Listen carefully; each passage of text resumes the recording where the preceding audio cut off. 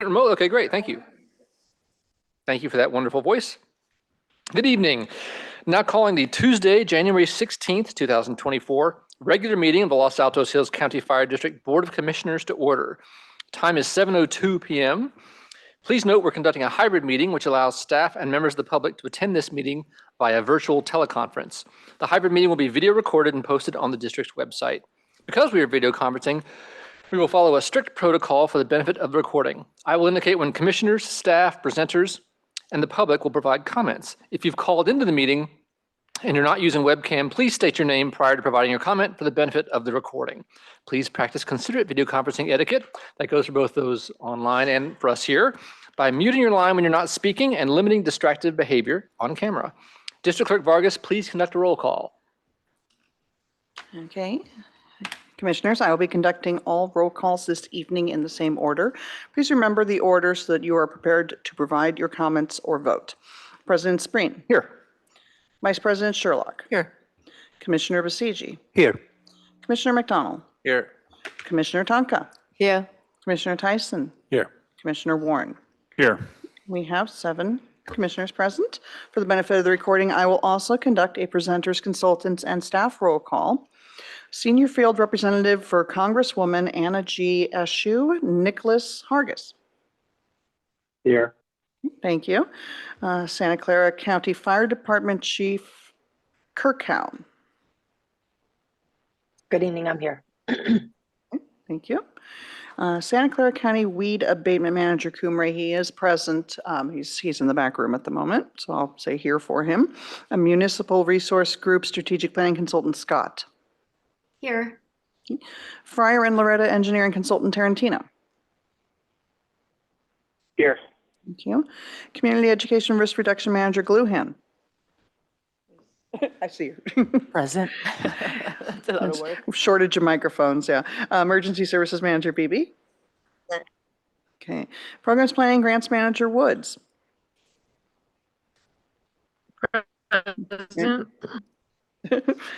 Technical Analyst / Project Manager Cronin. Here. Okay.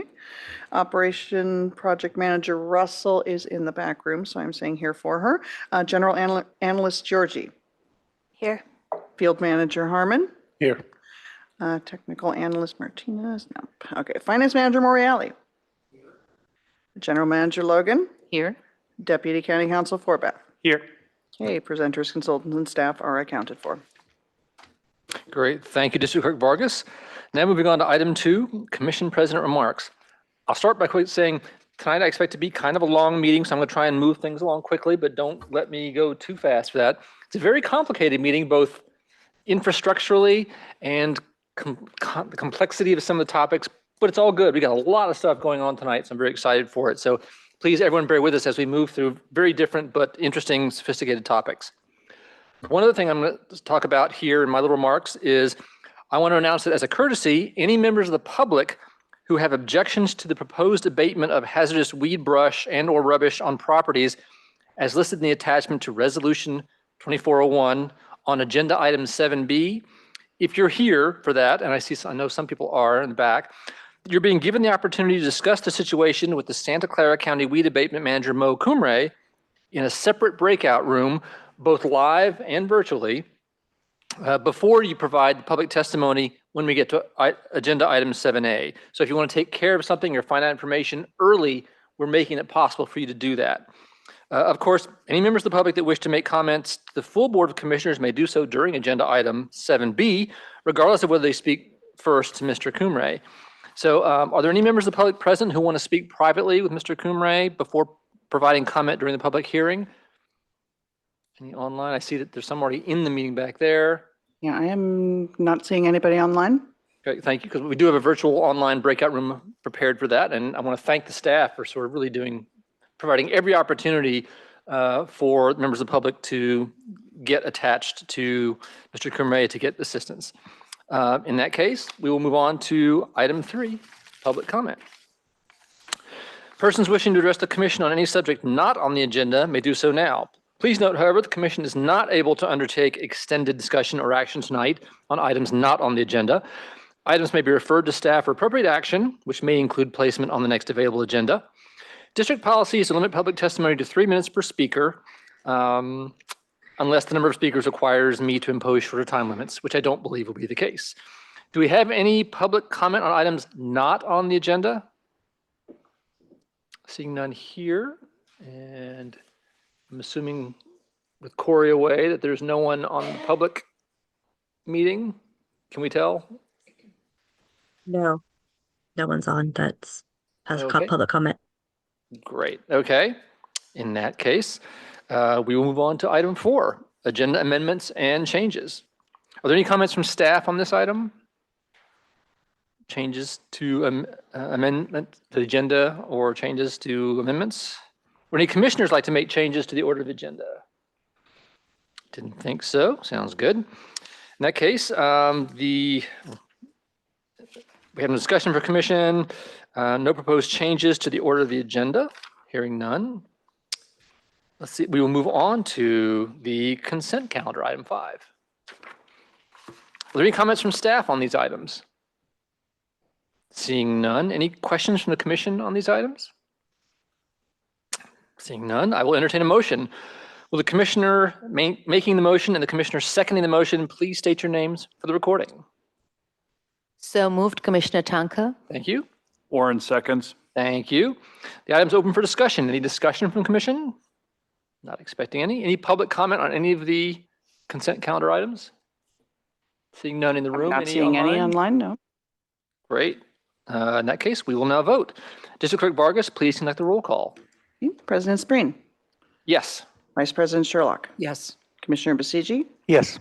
Commissioner McDonald, Yes. Commissioner Tonka, Yes. Commissioner Tyson, Yes. Commissioner Warren. Yes. And the motion passes 7-0. Great.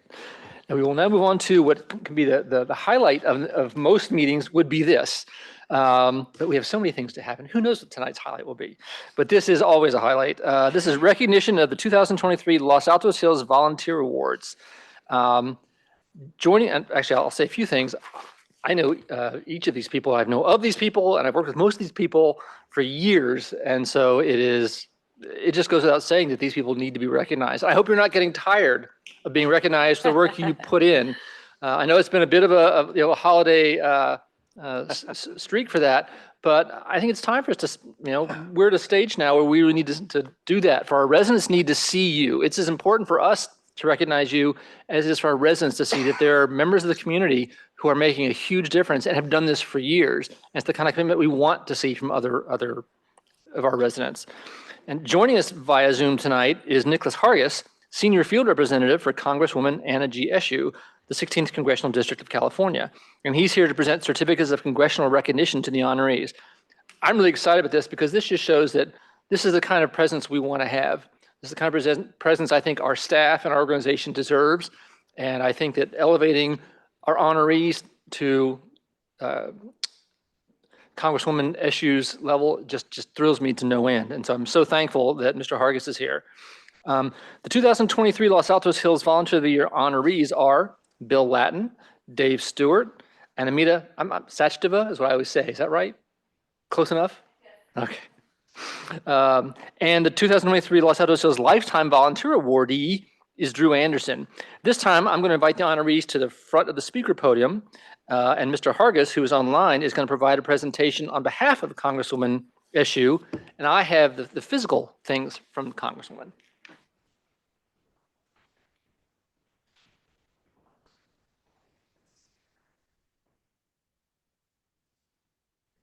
Good evening, everyone. My name is Nick. Yes. I'm. Go right ahead. Thank you, good? sir. Yep. Good evening. My name is Nicholas. I'm a field representative for Congresswoman Eshoo.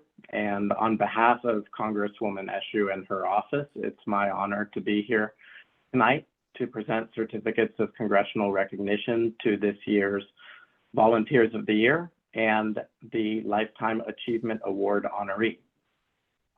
All of our honorees this evening are leaders in the community whose impact we feel every day. As volunteers, they simply get things done.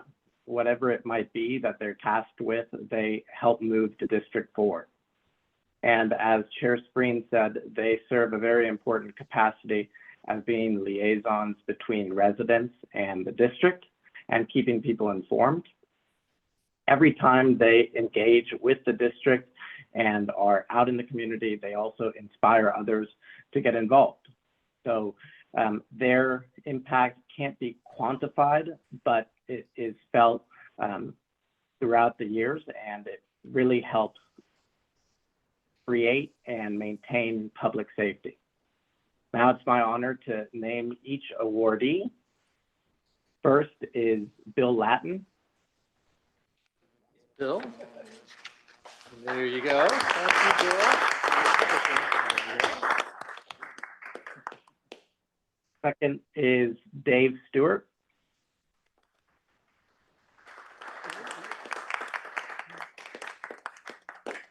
Next is Amita Sachdeva.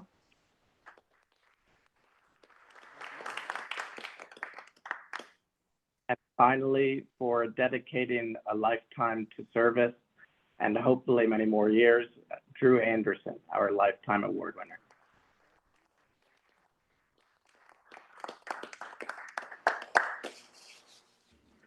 Thank you, Mr. Hargis. We really appreciate you here. Again, I'm so glad to be having this level of exposure for us, for you, really for the staff, for everyone who's made this really an organization worth honoring. So thank you. And I think I'd also like to ask for a few comments from our emergency services manager, Victoria Beebe, who has spent a lot of time with these people. Thank you, President Spreen, and thank you, Mr. Hargis, for your presentation of recognition of our amazing volunteers. I'm sorry I can't be there in person, but I am honored to close this presentation with some thoughts. These 4 individuals are more than just volunteer hours on a FEMA report. Those are just numbers on a page, and they don't reflect the countless hours away from loved ones, attending meetings, trainings, conferences, preparedness activities, community events, and time being leaders in their neighborhoods. And that is what these 4 amazing humans are in front of you. They are leaders and they are role models. They exemplify passion, compassion, caring, tenacity, dedication, hard work, practice what you preach. Really, the list could go on. They're not only spending time dedicated to CERT, but they're also part of town committees, such as the Emergency Preparedness and Response Committees, which is EPRC, a newer formed committee that's dedicated to preparing Los Altos Hills for all hazard emergencies and disasters, or dedicating 20 years of a now retired LAH Emergency Communication Committee, or the ECC, soon to be the LAH Ham Club, who supports local town emergency communication to the county when all communication is down. They're involved in wildfire preparation, whether it's being the first couple of Firewise community leaders to become recognized in the NFPA Firewise program, or assisting those with physical challenges to evacuate during the CZU fire. The district and the town rely on them to help us prepare and serve after an emergency. They are the reason that the Los Altos Hills CERT program is what it is today. They're more than just a number to us residents, district staff, and town staff. I have to say I'm honored to be part of their team, to call them my friends. The district truly appreciates your leadership and support of all volunteer programs. Thank you for your service and your dedication to the community that you serve. Congratulations, Dave, Amita, Drew, and Bill. And thank you, Victoria, for those kind words. Any comments from other commissioners? Yeah, I'd like to add, I just want to thank everybody here, and I think I know everybody, Drew, Dave, Amita, Bill.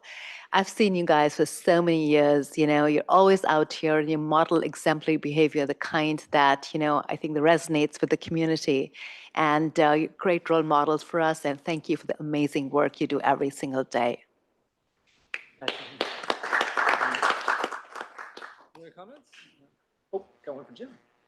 Yeah, I was just going to mention I have the privilege of serving on EPRC with 3 of the members there. And I am blown away by how much work Dave puts into the just being in a scribe or secretary or whatever you want to call it. And all his minutes are on time. They're all absolutely accurate.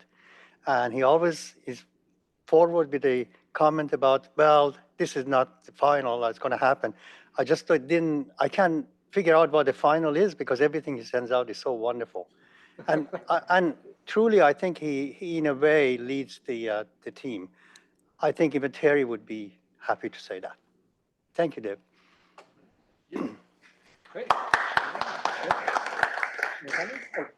John? Doing more. Dave, I'm thinking it's 20 years ago you started being a CERT. Was it 13. 13? Okay. Feels like 20. It feels Yeah. like 20, right? I mean, when you think of the staying power that it takes to stay with a program that long and help grow it, it is really, really phenomenal. So really thank you for your service. And Amita, I think you were our first video protagonist for the commission when we started doing videos about our programs. Thank you. That was amazing. And then Drew, I mean, you're the first one who really unified a neighborhood. So it's wonderful what all of you've done for the town in general. And I want to thank you for all the service. Thanks so much. Carl, appreciate it. Thank you folks for being here. And thank you for continued service. Can I say 2 words? Please, Okay. by all means. Is this on? Yeah. So I want to thank everyone I work with because you couldn't do it without them, and particularly Victoria. Victoria has been a great leader for us since she started in the last 3 years. It's been wonderful having her. Thank you. By all means. I hope to adjust. Yes, oh, there you go. I'm a little shorter than Dave. Thank you, guys. This is really very moving. I just want to let you guys know that I launched my career as a volunteer with the town in 2002. And I was, pulled into the Emergency Communications Committee as a non-ham, but my husband was a ham. And by the way, he left us to go to a higher place in March, but he was very active in all these things in the town. And I so enjoy working with the Los Altos Hills County Fire District. They're family to me. So, and I'm sure to all the other volunteers too. Thank you guys so much. Really appreciate it. And I'm going to be here another 25 years or so. So All right. Look forward to the next one.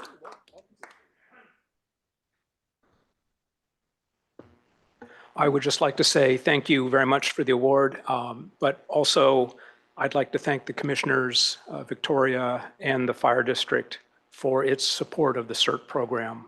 I think it's such an important aspect of the community, and without your continued support for it, we would be nowhere. So thank you all. Welcome to. Thank you as well for the award. And I have, oh, yeah, thank you. And I'm wearing heels. It's been really a pleasure working with everyone and volunteering for the town. And I absolutely love working with the CERT team and the district, the commissioners, and Victoria is absolutely amazing. She's really held us together and helped us in every single way. And we are forever, forever grateful for that. And yeah, thank you. Thank you all. Appreciate it. Thank you everyone for that. We'll move on. You're welcome to stay for a very long meeting if you want. We understand you have more important things. I'm necessarily more important. I got a free ride. All right. Thank you, everyone. And thank you, Victoria.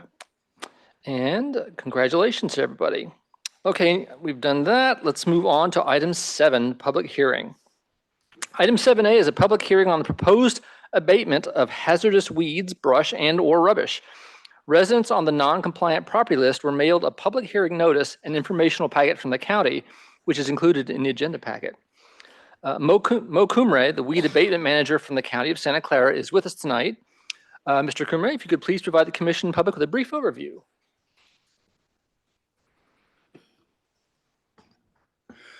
Good evening. I'm Mo Cumry, Weed Abatement Manager for the County of Santa Clara. This is step 2 in a 3-step process. A resolution was passed, the weeds, brush, and rubber are public nuisance on certain described properties. And this is the opportunity for property owners who feel that they were not properly put on the program, have an opportunity to contest. In today's case, I've dealt with 3 property owners, 2 of which gave me grounds to say that they should be removed. One, the gentleman that's still here will be speaking tonight, We both understand each other, but at the end of the day, we don't necessarily agree. So now you'll hear both sides and you'll get to make a decision on whether that property would remain on the list or not. After this, we will begin inspections after April 30th and continue inspecting and maintaining properties through the end of October.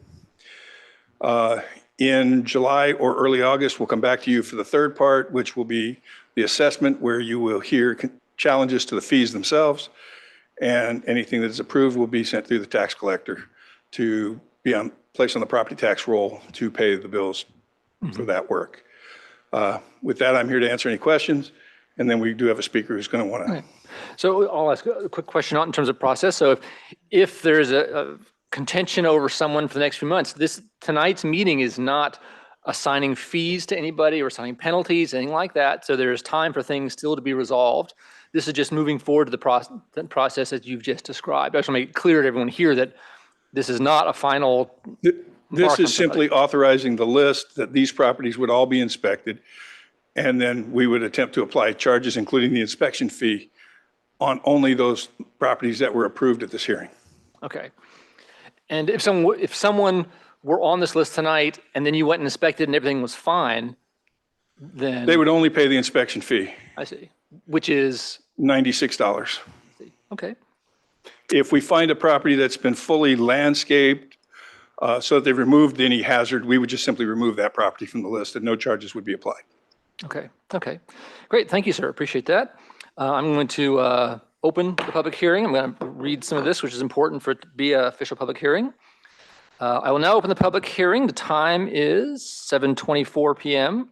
Please note if any members of the public would like to contest the inclusion of their name or parcel number in Exhibit A of Resolution 24-01 of the Los Altos Hills County Fire District Board of Commissioners to proceed with abatement of weeds, brush, and/or rubbish, now's the time to do so. Any and all persons interested having any objections to said list or to any matter contained therein may appear and be heard. Are there any comments from the public? I believe there's one right here. Representing Vaughan and Margot Pratt, I'm Vaughan Pratt. We're on Old Pagemore Road. So for many years we've kept up with keeping our property behind us. We have a 2-acre lot that is just grass, and we keep that. We've been keeping that disked. Last year, our disker died, but we didn't know about that. We wrote to him and said, "Okay, it's time again, Phil, to disk." And we didn't hear back, but that's not unusual. He often doesn't reply right away, but eventually it gets taken care of. And we were surprised that things were dragging on so much. And then independently, my wife learned somehow else, and I don't know how she learned it. She doesn't even remember, but we learned that Phil had died. So at that point, we contacted somebody else. I wrote down the name, Isakani, Robert Isakani, and he came out and disked the place. But we were pretty late, and so I don't actually know what is reasonable here. If we were late, then perhaps we deserve to be not trusted for 3 years. But at any rate, that's our situation. So please take the mic if you would just for a minute for any questions. It's just an empty lot. There's nothing on it. That's right. There's nothing on it. And the whole thing is disked at this stage. Well, not the whole thing. Fire breaks are made. I see. So in that case, I'm interested to hear what the contention is with Mr. Cumray. If you could move aside and stay close in case we have other questions for you. The issue for the county is, in an effort to maintain fair and equitable treatment across the board, it is the owner's responsibility to ensure that they have something set up to take care of the property. For the record, I'm still attempting to work with Mr. Pratt. I've asked for some information he doesn't currently have regarding when they hired the contractor. Regardless of how you rule today, if you rule that it stays on and he gives me sufficient reason to believe that it should come off, it would still come off. I can still do that. I can't keep it on if you say no. That's the difference. I see. But from that position, He hasn't given us a compelling reason to treat his property different than any other property, and Phil did a lot of properties. So all those other people that he did also had to make arrangements and do what they had to do, and not all of them ended up on the list. So I'm just kind of, I feel for him, but in my efforts to maintain a consistent, fair, and equitable program, I can't, based on my rules, remove him. So it's up to you. Is the inspection that you'll be doing is a test to see that at the time of inspection, a parcel is in compliance? Yes. And so if Mr. Pratt is saying that this lot is now dissed and cut down and things are below certain levels, so he's believing, I'm just asking for facts, I'm not asking for judgments. He's believing that at the time you come out to inspection, you're going to see a parcel that is properly chopped down, and you have every expectation, if assuming he's honest, that that's what you're going to see. He would still be on the hook for $96 inspection fee. Is that the problem? Well, it's not just that it's $96, it's 3 years. Our program says when a property gets placed on the program, it remains on for 3 consecutive years. Historically, we see that if we do 1 or 2 years, the people will, they'll do it for those 2 years and then they'll stop. I see. But when you get 3 years, you start to get a habit of consistency and they keep it on. Again, I don't know that that's the case with Mr. Pratt. Right. But that's the policy. And again, being fair and equitable across the board, I have to leave that decision to you. I understand. So his property was reported because it was at the time, even though he thought it was going to be dissed on schedule and it was not, it was overgrown and therefore was reported and has gone through the process correctly. In this particular case, it was reported by my inspector who was looking at other properties in the neighborhood and saw it. I understand. Okay, great. I think I understand. Any questions or comments for more facts to be unveiled? Jim? Yeah, I'm just wondering, is there any way to add, since every property that's on this list remains on the list for 3 years? Until it demonstrates 3 consecutive years of voluntary compliance, meaning at the time of the first inspection, it's done, or has made arrangements with us, because any property owner that can't get it done in that time frame, for whatever reason, can call us and make arrangements to get an extension, and we'll grant extensions pretty freely. Okay, so each property owner is obliged to essentially pay $96 per year for inspection. Is that true? Not just once? Yes, okay. For each year. Yeah, the other question I have is, none of these properties seem to have an indication of when they came on the list and when they are going to be removed. Is there a way that those 2 dates can be added to the list? Well, I don't know that I have room on the piece of paper to add them to the list. It's pretty full, but we keep that information in our database. So based on that, let me explain how this works. Let's say that, and I don't mean to say, I don't think this is going to happen with you, but let me say it. If Mr. Pratt were on the list this year and the property was fine, and we come back next year and the property's 6 feet high, that clock starts over again. So it's 3 consecutive years of compliance. So if they don't comply in each of those 3 years, it starts over. How long is Mr. Oh, I'm sorry. I didn't mean to cut you off. Are you done? I'm sorry. I didn't mean to cut off your question. Did you have a question? I was just going to ask, was this the first year that Mr. Pratt's property was on the Mr. list? Pratt's property was seen to be non-compliant for the first time last year. So it seems like it was something that was out of his control. When he found out his disker was deceased, he found a new disker and took care of it. And to me, it doesn't seem appropriate that he's on the list because seems like he's done good faith leading all the way up to this. And that's the decision that you as a council have to make. And again, we'll make that decision in the next item when we decide to adopt a resolution with any changes. I'm just, Have you had situations like this where people have come and they've said, this is the first time that, he's made a good faith effort to come to the meeting, explain what happened, and he's asking for relief. The other property owners haven't done that. No. So I would be in favor of granting. He's made a good faith effort to have it mowed. He has come to the meeting. He's explained the situation to you. He's telling us it was a legitimate reason for the delay. Yeah, I'd be in favor. Again, that's entirely up to you. By the way, how many years have you had this property? Over 30. Over 30. Okay, great. In that case, I think I have all I need to discuss this for the next item. Any other questions here? Just want to make sure this is line 57 in the report. the property? Old Page Mill Road? Yes, if it says Old Page Mill Road, that would be us, because I think that's the only one. If All it right. ends in 080, for the property, for the parcel number. Got it. Thank you. Okay, great, thank you. I think I will close the public hearing now, seeing no others, and then we'll discuss it in this next one. So let me.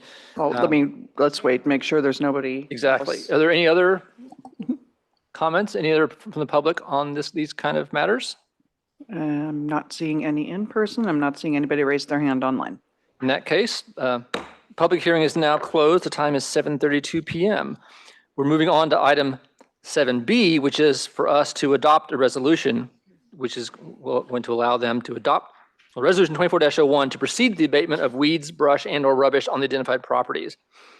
I'll make my own statement at this point, which is, by the way, I want to thank the staff, by the way, this year is making new efforts to contact residents who are at issue. And so we're doing more outreach to really, because as we talked about this last time, it's a mysterious process. We want people's input when we want to be helping them. I feel like staff made an outreach to everyone to know about this. People have shown up. We've got I'm sort of echoing what Kavita just said. We've got someone who's for 30 years had the property and operated it correctly and made good faith attempts and missed a single deadline and is here responding at the first attempt to do the good faith effort. So I personally am feeling very positive about being lenient for a resident who is clearly here trying to do the right thing. Any discussion before we make a motion? I'm seeing pretty consistent approval on that. So in that case, whoever makes the motion will want to say with the added change of removal of line 57. Any other discussion for commission on this? I guess I'll entertain a motion. All right. Warren moves to adopt Resolution 24-01 with the modification to strike line 57, which is property 2215 Old Page Mill Road from the report. Second, Danka? You have a second? Just a second. Corey, do we need to give you time to make sure you're recording all this? As I said, it's a complicated. I'm just verifying the address with the Great. resident. Yes, so. Do you have the motion in the second? Motion in second, yep. You're on top of everything. Thank you. Thank you.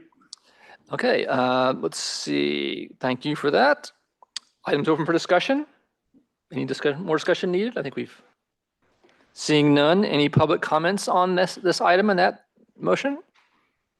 Seeing none, then we will now vote on the resolution. District Clerk Vargas, please conduct a roll call. President Spreen. Yes. Vice President Sherlock. Yes. Commissioner Basiji. Yes.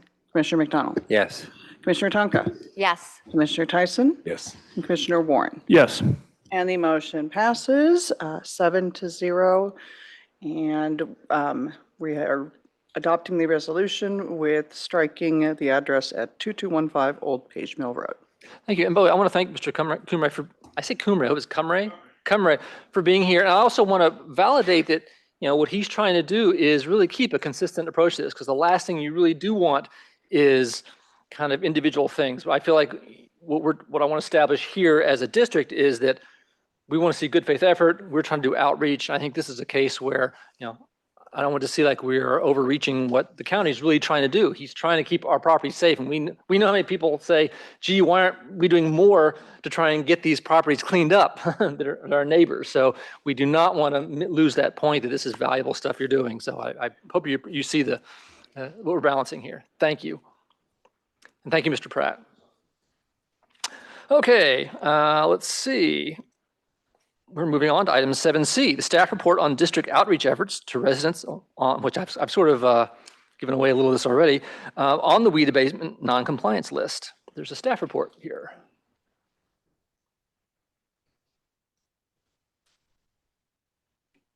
Who will be giving that? Yeah, Paige, if you could talk to that. Oh, of course. 1 second.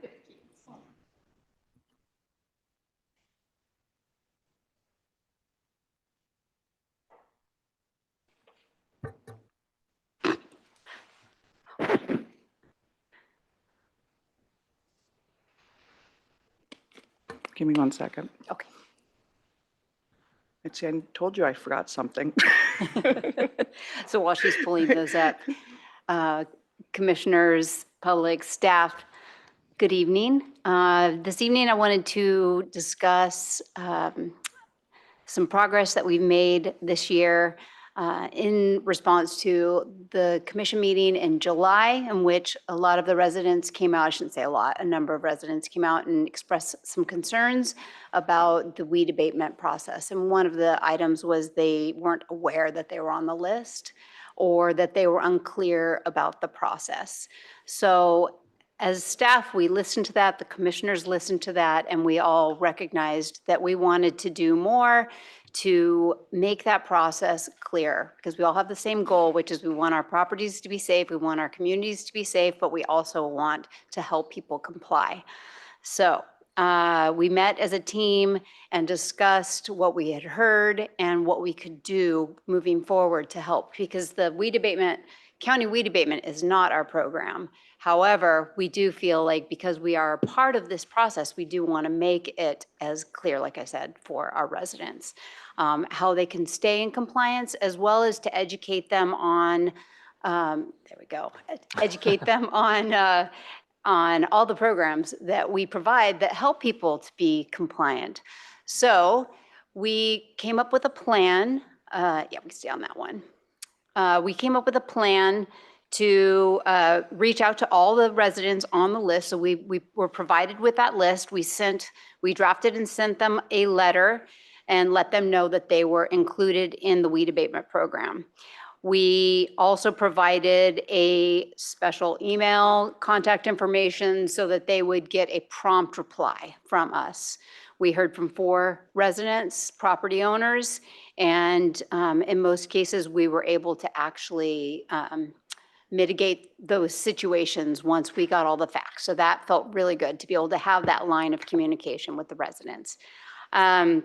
We also continued our collaborative efforts with Santa Clara County Fire Department because they send out the WUI letters, as well as the county weed abatement program with Mo, to make sure that the materials that are being sent out to the residents are clear, and we were able to, they were kind enough to allow us to be part of that process. And then we wanted to also, in all of that, educate our residents on the importance of being compliant. And lastly, educate the residents, as I said, about all the programs that help them in their compliance, such as the brush chipping program or the home ignition zone assessment and rebate programs. So if we can move on to the next slide, this is going to show you the graphic that that actually retired Captain Cronin and Corey also created to basically create something that we could see that would help us to understand this complicated process. So this is in progress. This was our first effort, and we one of the things that we've considered, yep, we're there in January in that planning stage. And I think what we're considering changing the graphic even more, continuing to improve upon it so that we can make this process clear for our residents. If we could go to the next slide. So we are endeavoring to increase our outreach through the following efforts. We sent letters to all the residents, as I mentioned, in December, and we included the contact information in that email that I mentioned. We collaborated with weed abatement, with the Weed Abatement County on their packet to make sure that was clear and to make sure that the meeting location was correct, and as well as with Santa Clara County. And then we're updating the graphic. And lastly, we plan to submit an article that'll be published in the Los Altos Hills newsletter. Again, really reiterating how we're here to support, as well as the importance of keeping our properties clean of weeds and abating. And it will also be in the newsletter, not the newsletter, the magazine. So. And that is the end of my report. Great. Thank you, Operations Project Manager Russell. Thank you. And I really want to appreciate the fact that this is a good balance between really helping residents who want these properties to get cleaned up, but also being understanding and presenting not just a bureaucratic list from nowhere. So I really appreciate that we've taken the lead on making this a human process and not a weird bureaucratic one. So, and we thanks to Mo for collaborating with us. I know he just left, but I want to thank him again that as we ramp up our efforts to collaborate with our residents, that he's working with us on that very well as well. So thank you so much. Thank you. Okay, any other comments? Seeing none. Okay, let's see. Item 8, Fire Chief Report. Item 8A. Item 8A is the monthly Fire Chief Report for November 2023. 8B is the monthly report for December 2023, and 8C is the 2023 summary report for Palo Alto Fire Station 8. Fire Chief Kirkhow, if you could please provide those reports. Good evening, President Spring, commissioners, staff. Again, because of the hiatus last month, we do have several reports. I'll try to make it as brief as possible. We have been fairly busy with fire activity, structure fire activity throughout the response service area, not just in the hills. What you see for the month of November is there was one high value vehicle fire with an estimated dollar loss of $150K. That's going $150,000. You'll see that in the next slide. There you go. Thank you. But overall, there really isn't anything that is unusual or jumps out. Again, we had some rain that fell in November and December. You're seeing the incident response basically start up at around 7 a.m. and then continue until 9. That's usually indicative of the traffic conditions along 280 or additionally just along your surface streets. So really just one incident which resulted in $150,000 loss, which is vehicle fire, with some programs resulting in about 28 staff hours with 355 participants. Next slide, which is just a map. And again, just you can see where some of these incidents, those EMS incidents, there were a lot of traffic accidents, minor ones for the most part along 280. Again, it's the corridor that I travel home. So I'm often, again, aware that there may be something up ahead just because of the slowdown. But that's generally speaking what we saw in November with the rains and fire activity within the Los Altos Hills County Fire District. I'll pause and see if there's any questions from the commissioners on the November report before we move to the December report. Any questions? Seeing none, you may proceed. Thanks. Okay, so we did make a correction for the December report. We sent it today, but it looks like here we did not get it to you in time. There was a little bit of flip-flop. We did have a 3-alarm fire on the morning of December 25th, Christmas morning. It was on El Camino Real at the corner of El Camino and San Antonio. All of the command staff was there with the exception of one deputy chief. And it's, again, because it was Christmas morning, we were concerned about other issues just because of logistical challenges on Christmas morning. So this is not accurate on your report. I was told that another one was sent, but again, I think it was a little bit late in the day. You did not have any incidents within the Los Altos Hills County Fire District that affected you in December of 2023.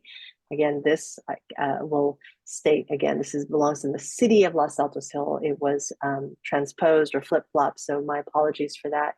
If you go to the next slide, this is accurate with the exception of the dollar loss. That dollar loss, that $8 million, is as a very rough estimate, which I think is a underestimate of the dollar loss on that building, that commercial building that there at the corner of Los Altos, El Camino and San Antonio. Your incident counts are pretty much reflective of what you saw in November of 2023. There were a few programs. I'm not sure who the attendees were. I'm not sure if that was CPR specifically. I apologize that I don't have more intel on that, but with regard to the response times and the number of calls and the distribution of type of calls, it's pretty accurate or pretty representative of what normally occurs in the district for December. And then if you go to the next slide, And you do have several red dots. You see that one right there at West El Camino and North San Antonio Road. The other red ones that you see there, one was a smoke investigation. One was, I believe it was a vehicle fire in the back of a pickup truck that occurred. I'm looking at my notes here. Had started a fire in a fire pit in which a full first was reported. One was an extinguished fire in the back of a pickup truck, and one was a report of smoke in which we did a smoke investigation. Those are primarily the red dots within the map for December of 2023. And I'll pause before we move on to the Station 8 report, the aggregate report for 2023. Any questions? Any questions, comments? Can I'll say is I'm shocked to see that it was only 2022, 2023, almost exactly the same number of incidents. We seem to be a very regularized community and consistent community. Chief Kirk, I don't see an email, so would you like me to reach out? Would it be to Tiffany? Yes, Tiffany Thornton should Okay. have sent you the updated one. So Okay, so commissioners, I I'll apologize. email you the new December report after the meeting, and I'll post it to the web. Okay. So if there's no further questions, we can go to the summary report for Palo Alto Station 8. Go right ahead. Thank you. So it was a shortened, I don't want to say season, but in terms of staffing, we shortened it. We ended the season on October 15th, and that was with Palo Alto staffing the station at that time. And that's because we already had some rain that had fallen, but we really had the moisture recovery that we were seeing overnight. So the fuels were much more, if you will, not ripe for fire, although again, we were paying attention, watching, communicating with General Manager Logan with regard to if we see anything different, we will definitely staff up. So if you go to the next page, please. So what we did, again, this is an in-house report. The other reports are done via a consultant, a contractor for the agency. And this one, what I asked them to do was try to replicate something that mirrored or mimicked to some degree the format of the monthly reports that you get. So there are some differences. You can see it's a little bit ad hoc, but that's because we wanted you to get a better sense of, well, how many incidents, how many type of incidents, what is it that's happening over at Palo Alto Station 8 with regard to time of day, months, et cetera, in terms of when these incidents occur. They didn't get the time of day, but they did get the months. And what you see typically is once every other day in the high seasons of July, August, September, again, we got a bit of moisture.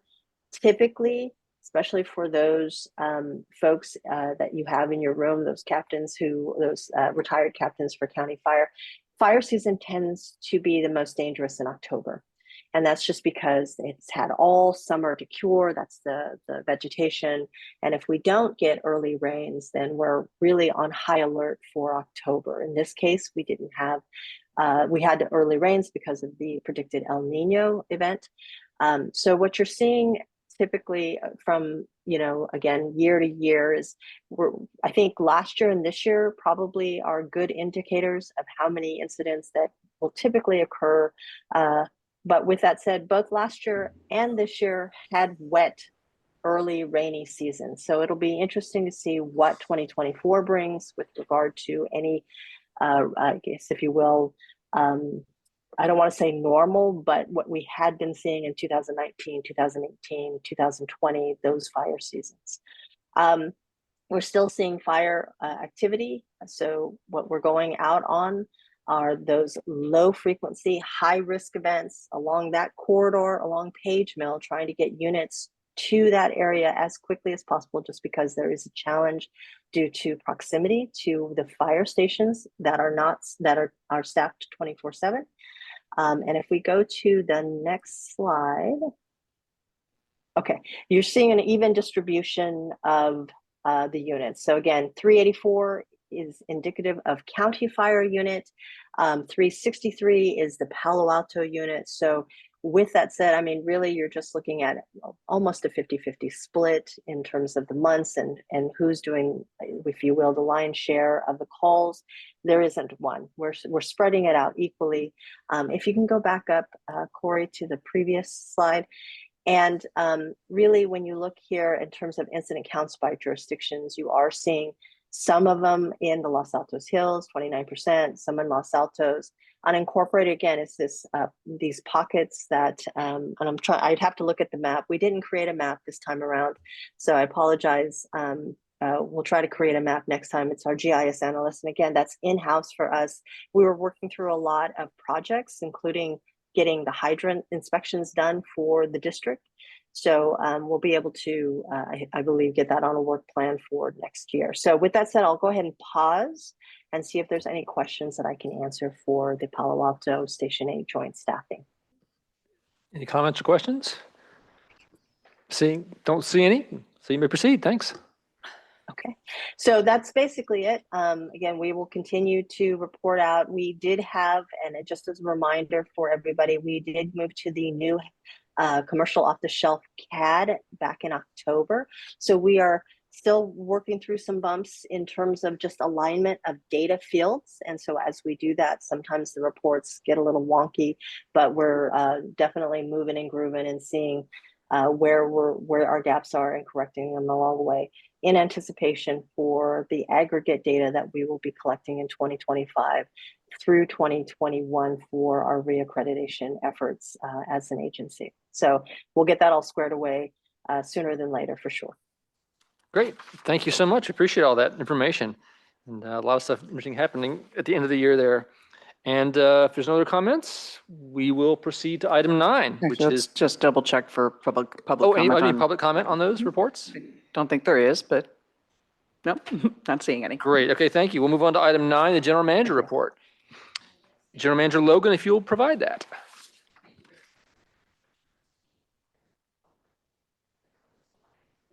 Your mic is not, is your mic? Thank you. Okay. Thank you, President Spring, commissioners, team, and public. The cover slide again commemorates the volunteer awardees and was taken at the December ceremony of the Los Altos Hills City Council meeting. Next slide, please. The Los Altos Hills County Fire District and the town of Los Altos Hills staff began hosting a hybrid meetings here at the town chambers in January of 2023, using both the space and the audiovisual equipment to host, stream, and record meetings. As a result of that, the town of Los Altos Hills requested that we enter into a formal agreement that includes the terms and conditions of our use of the town chambers and meeting areas and the AV equipment. The district staff drafted an initial agreement, met with town staff, and had very positive conversations in December of this last year. Per that discussion, the district staff updated the draft agreement and is now working on a review with county council. The draft agreement is now under review by town staff, and it's expected to be presented for approval at a future commission meeting, hopefully February 20th, 24. So don't know if you have any questions about that, but be happy to respond to those. Nope. Okay, next slide, please. Thank you. Now to give you an update on interesting events at Fire Station 8, which I termed pest control and removal of perimeter vegetation. So the district was made aware of a rat infestation at El Monte Fire Station, and the county procured pest control to investigate, set traps, remove the critters from the premises, and the investigation revealed the infestation was threefold. One was the rats were inside the building. Secondly, the rats were chewing on the crew members' vehicles parked outside the station, causing damage. And thirdly, the rats were nesting around the perimeter of the building in the vegetation. And you'll see some photos that depicts some of those areas where the rats have chewed through wood, chewed around pipes to gain entry into the facility. Next slide, please.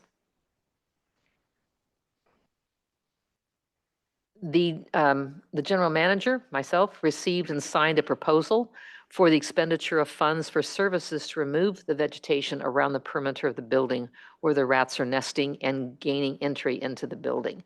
And you can see here the vegetation that's not only, it's a trumpet vine on the walls of the fire station, and then vegetation in very close proximity to the walls. And that all is very much infested with rats and harbors the nests. The area of ground vegetation is going to be replaced with decomposed granite pathways that will be installed around the fire station. And the next slide depicts what that will look like. And there you go. You can see the hedges and then a example of the pathway that will be in place of those hedges. And the hedges are also right in the proximity of where the vehicles are. And that's where the rats are getting into the warm engine compartments and seem to like the wiring that's in there. And so the added benefit of clearing this hazardous vegetation in the 0 to 5 foot zone immediately around the fire station and adding the hardscape is a good model for our residents because we very much encourage that 0 to 5 space to be in hardscape, not in vegetation. And also it has the added benefit of deterring pests from using that vegetation for their nests and entering into residents or into buildings. And I believe that's the last slide and would take any questions that you might have about that event that is occurring. Any comments or questions? Oh, I just had a quick comment. Again, this is a perfect example to show the citizens why we want the hardening. It removes the flammable vegetation against the structure and the added benefit of reducing your risk of infestation of pests into your own home or vehicle. So it's the perfect thing to do, actually. Well, thank you. We like to be good example to our residents. So hard lesson learned, but a good example. And really, again, this speaks to the cooperation and collaboration with Central Fire, the fire department, in working together with our landscape company, with the facilities manager at Central Fire, and then with our team to go out and really try to do a good assessment and investigation before we spend any money or take any rapid response to make sure we have a good plan going forward. And I don't know if you have, I'm sure we all have stories, but I understand that that area, the rats come from the creek and are looking for safe places to be and little crumbs to eat, and they make themselves, they're very good predators at that. And we've all been out on Moody Almonte Road where we use the yellow tape to tape off where the rat nests are because they are a protected species if they're kangaroo rats, and we can have our team speak about that. But as a result, we're also trying to live through ecology and wisely with the rat infestation, but keeping vegetation away from the perimeters of buildings, I think, is a very, very important step. So, great. Any comments from staff on what they've seen or witnessed when they're out in the field? Great. Okay. We'll move on then. Thank you, General Manager Logan. Thank you. Oh, we have a comment. Yes. Roof rats are a huge challenge in Los Altos Hills, and I think that we're kind of the winner in the area for the number of rats that we have, and all homeowners deal with this all the time. Obviously, we need to deal with it for the fire station, and we're going to have to do trapping because of they do get into the cars and eat the wires, and they will with the engines as well, and it's a real challenge. I just would like to make sure that we're not doing anything that is poison-based for the raptors, et cetera, Correct. for any of the wildlife. That's all. Right. We're using just the traps, as I understand, but there's no poison that's being used. Great. And then just removing those areas that attract the little pests. And I think that's the kindest thing we can do is just Definitely. shoo them off somewhere else. I don't think that they relocate them, however. I don't think that's what No. happens. They're not going to be shooed, huh? No. Yeah, but I think just for safety for the other wildlife. that Right, we're right. dealing And they with do it. become a health hazard, so we're very concerned about that too. Absolutely. Yeah. Yeah, gets my vote. I have 2 cars parked outside, both of which have been damaged with wires Got your hoods up? chewed away. Yeah, I It's know, it's a expensive. Yeah.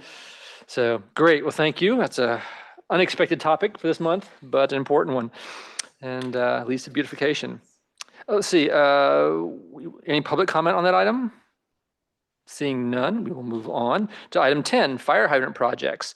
Fryer and Loretta engineering consultant Tarantino is going to provide us a report, I believe, on this. Yes, good evening, Commissioners. I'm going to apologize. I'm not able to turn my camera on this evening, but wanted to provide an update on some efforts we've had over the last several months with Prisma Hills Water. They have notified our district new project to design to improve water delivery. Hey, Jeff, Jeff, I'm going to stop you. We're having a problem with your connection audio-wise. Okay, one second. Let me try. 1 second. Apologies. You're kind of burbling. I don't know if.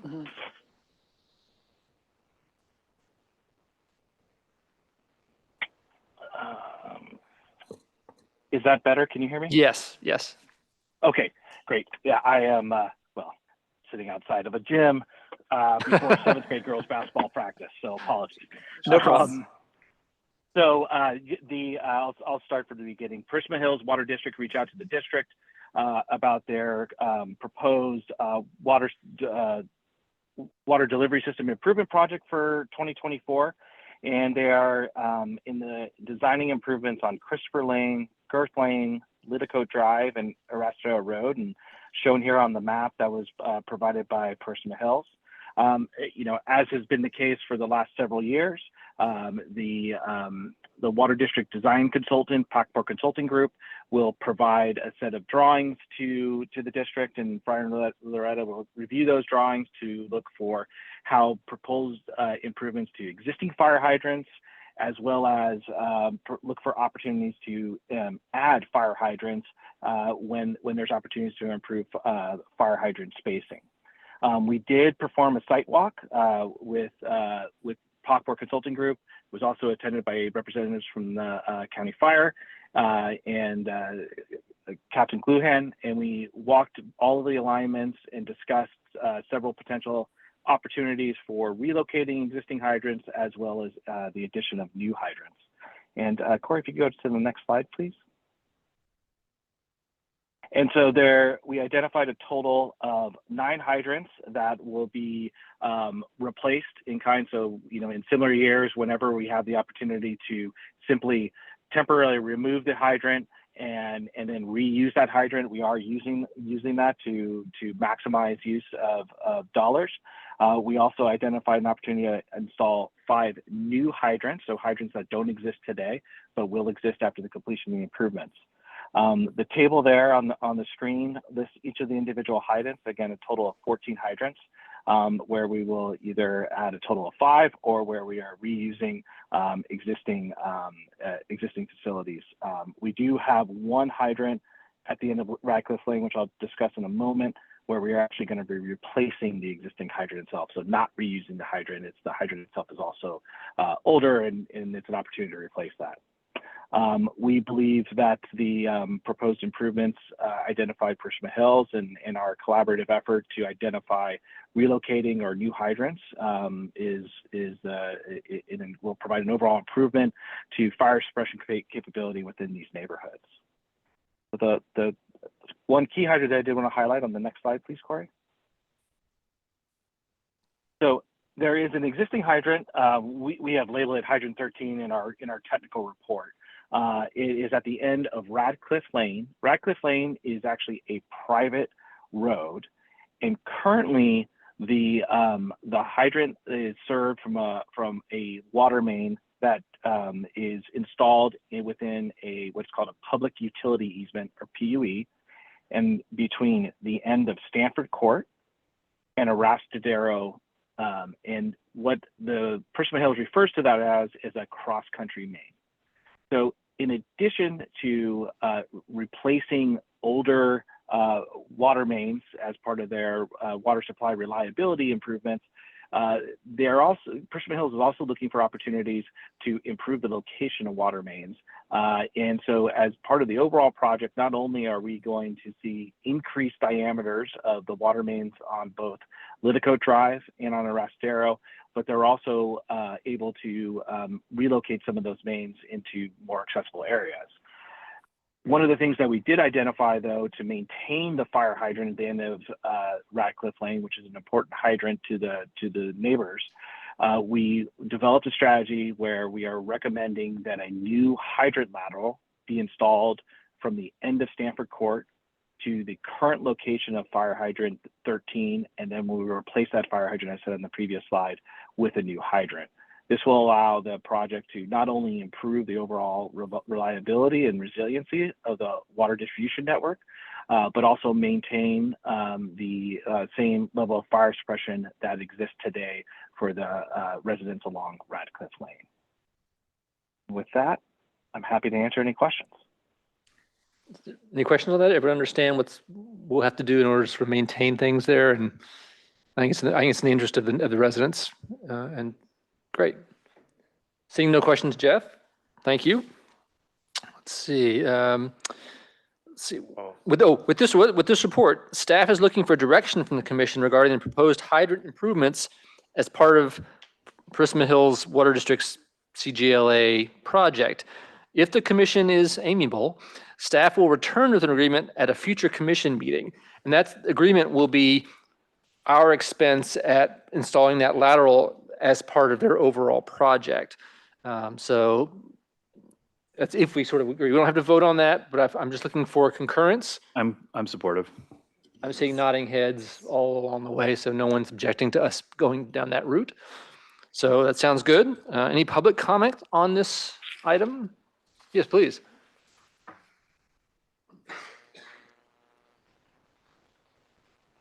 Hi, my name is Richard Steinberg, and I live on Radcliffe Lane. In fact, that hydrant that Jeff is talking about is on my property, and I am delighted that the commission seems to be moving in the direction of retaining that hydrant. And I know my neighbors are too, especially one of my downhill neighbors who retained counsel to not move the hydrant onto his property. I want to say that I appreciate very much having talked on the phone and in person with Jeff and with Jay Logan and with staff and all of their work on this. I have two comments about the actual replacement of the fire hydrant. The first is that the map up there seems to indicate that the new main comes down from Stanford Court, hits Radcliffe Lane, then goes up Radcliffe Lane to that location. If that map is correct and that is what is happening, it looks like you're going to have to tear up Radcliffe Lane. I assume that if that's done, and that means basically tearing up my driveway. And so I assume if that's done, that the district will will really do a nice job of fixing Radcliffe Lane. Jeff, am I correct that you are going to be actually excavating Radcliffe Lane, or is it going to come straight down from Stanford Court right to where the fire hydrant is? Yes, Mr. Steinberg, great question. No, we are not going to be doing a work. We will do some work at the end of Radcliffe Lane where the hydrant is, but primarily the work will occur within the PUE there between Stanford Court going through the property owner there. I'm sorry, I forget what the address is there.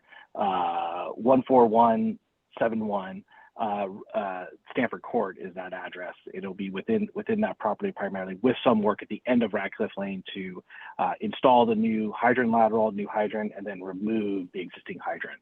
Right. There's a right angle on the map. There's a right angle showing it going.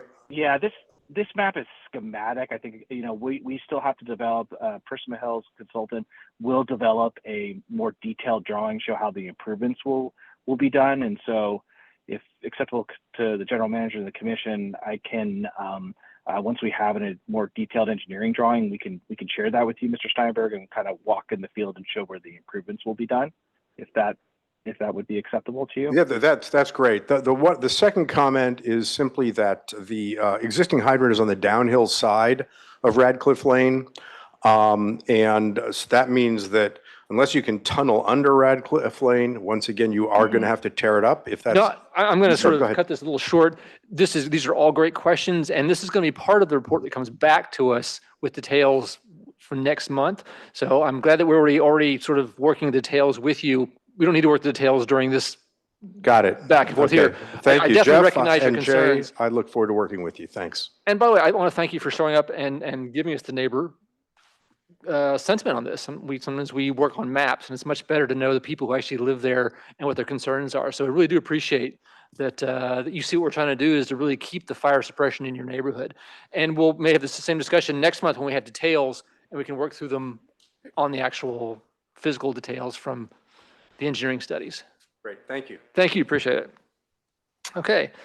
Let's see. We now have the commission direction. So General Manager, I don't think we need anything else other than that. You've seen the nodding heads to proceed on that. No, thank you for the receptivity of the commission to the report, to Jeff Tarantino, to the neighborhood, the residents, Prisma Hills. It was really a combined effort to work out a solution.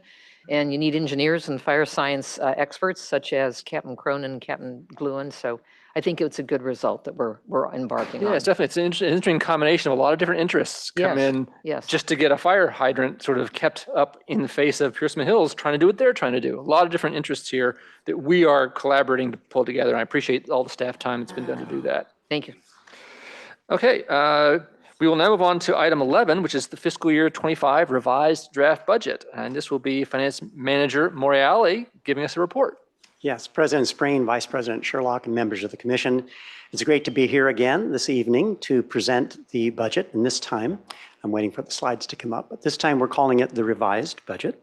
As you know, in the month of November, we had two public meetings. One was at the subcommittee level, and the other was at the commission level on November 21st.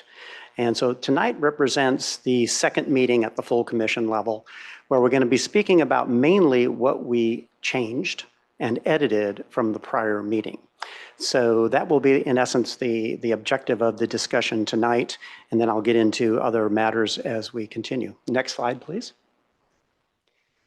So we have a five-part agenda tonight. Items A through D really deal with the core of the budget. We are asking for some action tonight, and we're also sharing some informational items. Of course, you will receive the draft memorandum report, which is simply the staff report that explains the budget and in particular tonight's items and changes. We are asking the commission this evening also to authorize staff to incorporate any revisions that may come in after this meeting and before the next meeting related to revenue or any edits that they give us. As you know, the county will provide us with revenue updates. They have provided one, and I'll go through that tonight, but they could provide more. And they also may provide some administrative cost updates as well. I don't expect any expenditure updates, but they may provide those. So we're asking for that authorization. We're also asking for the commission's authorization to submit Exhibit A, which is in essence is a very concise line item budget, which we send to the county every year. That's the format that they want it in. And we will send that to them on January 31st. Now, you may recall from last year, we didn't send that until February. But this year, they've asked, because they have new representatives involved, they've asked that we kind of escalate that a couple more days earlier to get it into their system. So we see no issue with that timing from our perspective, but that explains the January 31st date. Beyond that, item D is relatively new in comparison to last year. You may recall last year, we did not present the budget narrative to this commission until June. We thought it would be a really good idea this year to provide you with the draft narrative. And in essence, a narrative is the full story. And we also did that to help the county Office of Business and Analysis, Budget and Analysis, because by reading the narrative, that would also help them understand our full story. So what you have before you tonight, there's no action required, but essentially we've delivered the budget narrative early to you for your benefit, for the benefit of the public, and for the benefit of the county as well. Item E will be a separate topic of discussion this evening, and it's a receive information on a new idea to implement a capital improvement plan. So I'll leave it at that. I won't talk about it in the first section of my discussions, but that will follow in the next item after we present the core budget. Next item, please. Just to reiterate what I mentioned last time, what the budget themes were. Of course, fiscal strength, life and property, safety, regionalization, those were all themes from last year. The core themes also that we added this year was to really honor the work plans which the staff worked on. And those work plans really, in essence, are outcome-based initiatives. So we wanted to advance that through this budget. We also worked very closely with the service area managers in developing this budget, and they were hand in hand, worked with finance to look at their line items and tailor the dollar amounts and leverage all our resources, which this commission so kindly gave us in the prior year with additional staffing and additional resources. So those, in essence, are the themes this year in this budget. Next slide, please.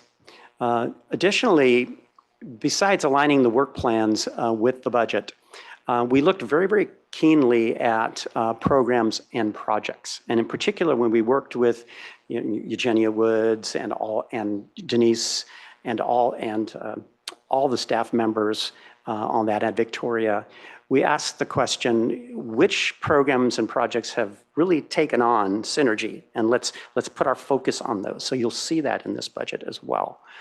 At the same time, where we could, we looked at budget to actuals, and where we could reduce some budget items appropriately given actual trends, we did so. But we didn't go overboard because we wanted to make sure that this budget also has the flexibility that we need to be responsive in the case of emergencies. So those are all the items of approach that we took this year as well. Next item. So there's a lot of numbers on this schedule, but I wanted to bring it up early because what this chart indicates is how the budget before you, the revised budget, has changed. And I will say that it hasn't changed materially in terms of dollars, but the items we did modify are important. In fact, if you look at the check marks off to the right, it indicates what has been modified. So you see here in the third column, you see version 1 of the draft budget, which we received in November. And in column 4, you see version 2, and then the difference. So what has changed? First of all, the county provided revenue updates. They weren't as significant as revenue updates were last year. The county has essentially told us that property tax is still strong, but it's starting to moderate. They don't expect as strong of a property tax year as we saw last year. Last year we were about in the 5 to 6% range. They're projecting around 3 to 4 at this point in time. That could change when they do their next analysis. So the revenues were updated, but not dramatically. We also, if we had any updates to employment contracts, we updated that and there was a very modest increase. And in terms of benefits, last time we moderated that benefits amount to $380,000. We decided to put it back to the current year level of $442,000. And the reason why we did that is we have been working with our benefits consulting team. We've been working with Marcy. We've been talking to the benefits team. And it's not quite clear what that dollar amount would be. So we didn't want to hedge our bets too early in that process, so we reestablished that amount. Again, not a big change, about $62,000, but that was modified. There's two, I think, most significant items that also changed, and that is we listened to the commission very carefully at the last meeting, and I heard the comment about what are we doing about this fire facility and what we're going to do on the parcel. And so we thought it makes sense to put money in this budget to have a feasibility study to look at what that facility could be. So from a standpoint of planning it, designing it, and constructing it, and what could it be on that parcel. So we put additional monies in there, about $350,000, as a placeholder for that type of feasibility study as well. Lastly, I mentioned in the last meeting that we were going to pursue a lease model on our vehicle request, not only for the current year, but for the next year. I've had discussions with the lease companies, and even though the programs are quite attractive, we're too small for them. They typically look to offer commercial leases with entities from 10 to 15 vehicles. we have about 4. So one day that will be a model for us, but at this time it's not. So I went back to the purchase model, hence that $96,000 change. But in total, what has changed here is fairly immaterial. The use of fund balance went down by $364,000, and the ending fund balance changed about $224,000 between last time and this time. Next slide, please. Nothing's changed in terms of priority. I showed this slide in November. I updated it a bit. It changed, I think, by 0.5% or so. 73% of all expenditures in this budget are going towards core life, property, and safety endeavors. So nothing has changed in that regard, very comparable to last year. I will mention, you'll see the 0 on fire apparatus. That 0 is there intentionally just to remind the commission that in this current year, we have a $2.1 million expenditure for a fire truck. And that agreement has been solidified, although we don't expect funding until the future. But it is a main difference between the two budgets if you were to put them side by side. Next slide, please. And again, where all the action is in this budget, as I mentioned in my intro, it's really the projects and programs. We again have capital in this budget. There's not a big dollar difference, but there are capital requests in this budget. There are staffing requests in this budget. And in the area of professional services, it's equal to last year. But I wanted to parse that out and let you know that we did put that $350,000 in there as well for a fire facility. So in total, expenditures went down about $500,000 compared to last year. And it is in those 4 areas where all the changes have occurred. And next slide, please. We raised decision points last time, and the decision points remain the same. And I'll present decision points again this evening. But you notice I added the fire facility because that's obviously a new topic of discussion. Not the end result of what that fire facility can be, but the fact that we're adding in dollars to pursue that endeavor. So that gray circle there in the process is an introduction and a change from November 21st. And next slide, please.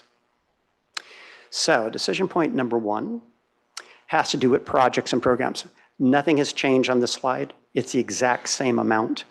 The items highlighted in the golden color to the very right really indicates the projects and programs that received the most impetus, the most oomph, if you will.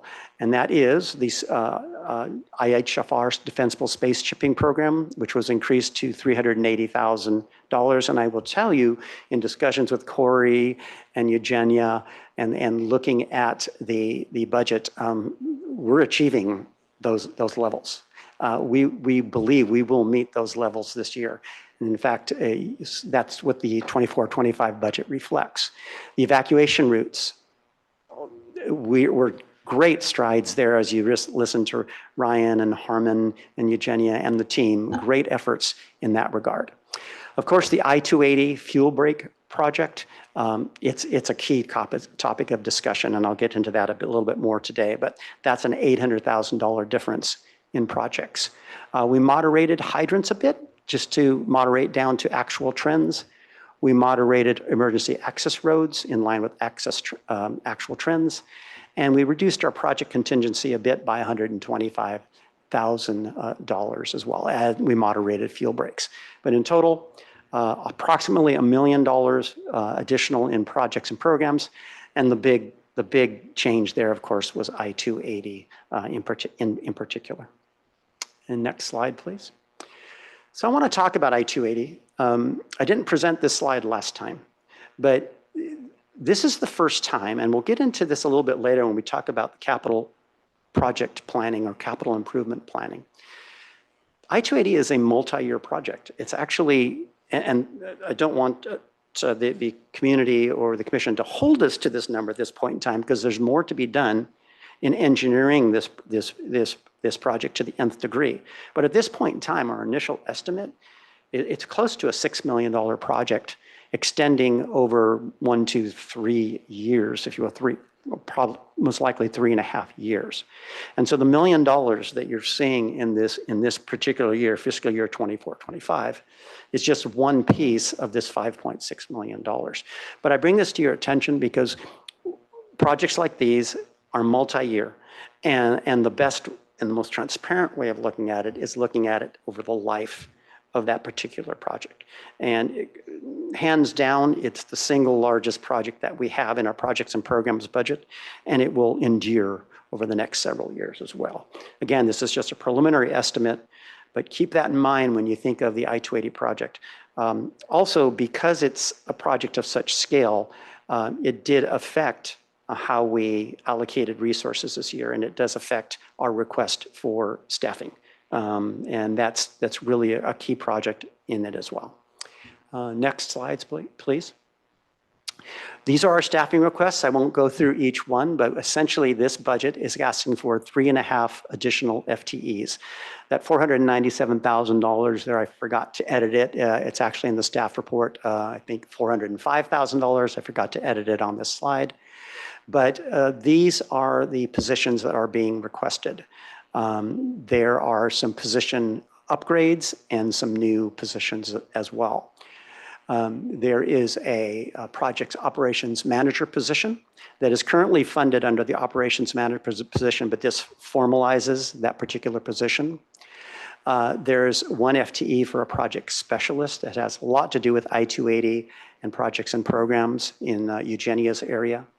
There's one FTE for an admin specialist. As staffing grows, as HR support grows, projects and documentation needs grow, that's a request that's being made. The events coordinator position, which is in the current year budget at half FTE, is being asked to be upgraded to 1 full FTE. This will help areas in Denise's service area skill set, and at the same time assist Victoria as well. That's a shared resource between those groups. And then we've reclassified the grants specialist, which is at 0.5 FTE currently, to 1 full FTE specifically to help out in the IHFR area as well. So those are the requests being made for staffing, and that would raise our staffing from the current complement of 10 up to 13.5 FTEs. And the next slide, please. In terms of capital equipment, last year we asked for $510,000. The items that are highlighted in the golden shade and are check marked, actually the golden shade is more accurate, are new, and the check marks indicate what's changed since last budget. So again, I transformed the Ford utility truck that was being requested from a lease model to a purchase model. I estimated that at $95,000. We're asking for a dedicated small SUV in Denise's service area, and that's for $47,500. Again, both of these trucks are anticipated to be hybrid vehicles. Also, new capital requests include 5 items. $250,000 for AI fire detection funding. That's in coordination with county requests. That's not purchasing the whole system, but that's to collaborate and coordinate with the county as they advance this effort. And we thought we'd put dollars into our budget to offer that assistance and to participate to the extent that it assists our district in particular. We're looking at the possibility of disaster technology equipment that could be placed in a center much like this or another location where staff could assemble during disasters. And we're not talking about EOC, but where there may be needs to get together to communicate with the residents. And we would think about laptops, terminals, communication devices, where we would assemble and then quickly get communications out. We're thinking about that in the amount of $50,000. Staff power banks, which are essentially power banks to be carried around in the case of energy loss. Field portable banks, which are a bit more hefty power banks that you essentially look like luggages. They could be out there when the team is out in the field. They would power the Starlink, things of that nature, or any other equipment that's around it. And then a document management system. I'm working with Corey as we advance our efforts to improve our search capabilities. We recognize that a document management system that is cloud-based, that holds all our key documents, might be a perfect search tool to be used by our website. So those are the requests that are being put in from a capital standpoint.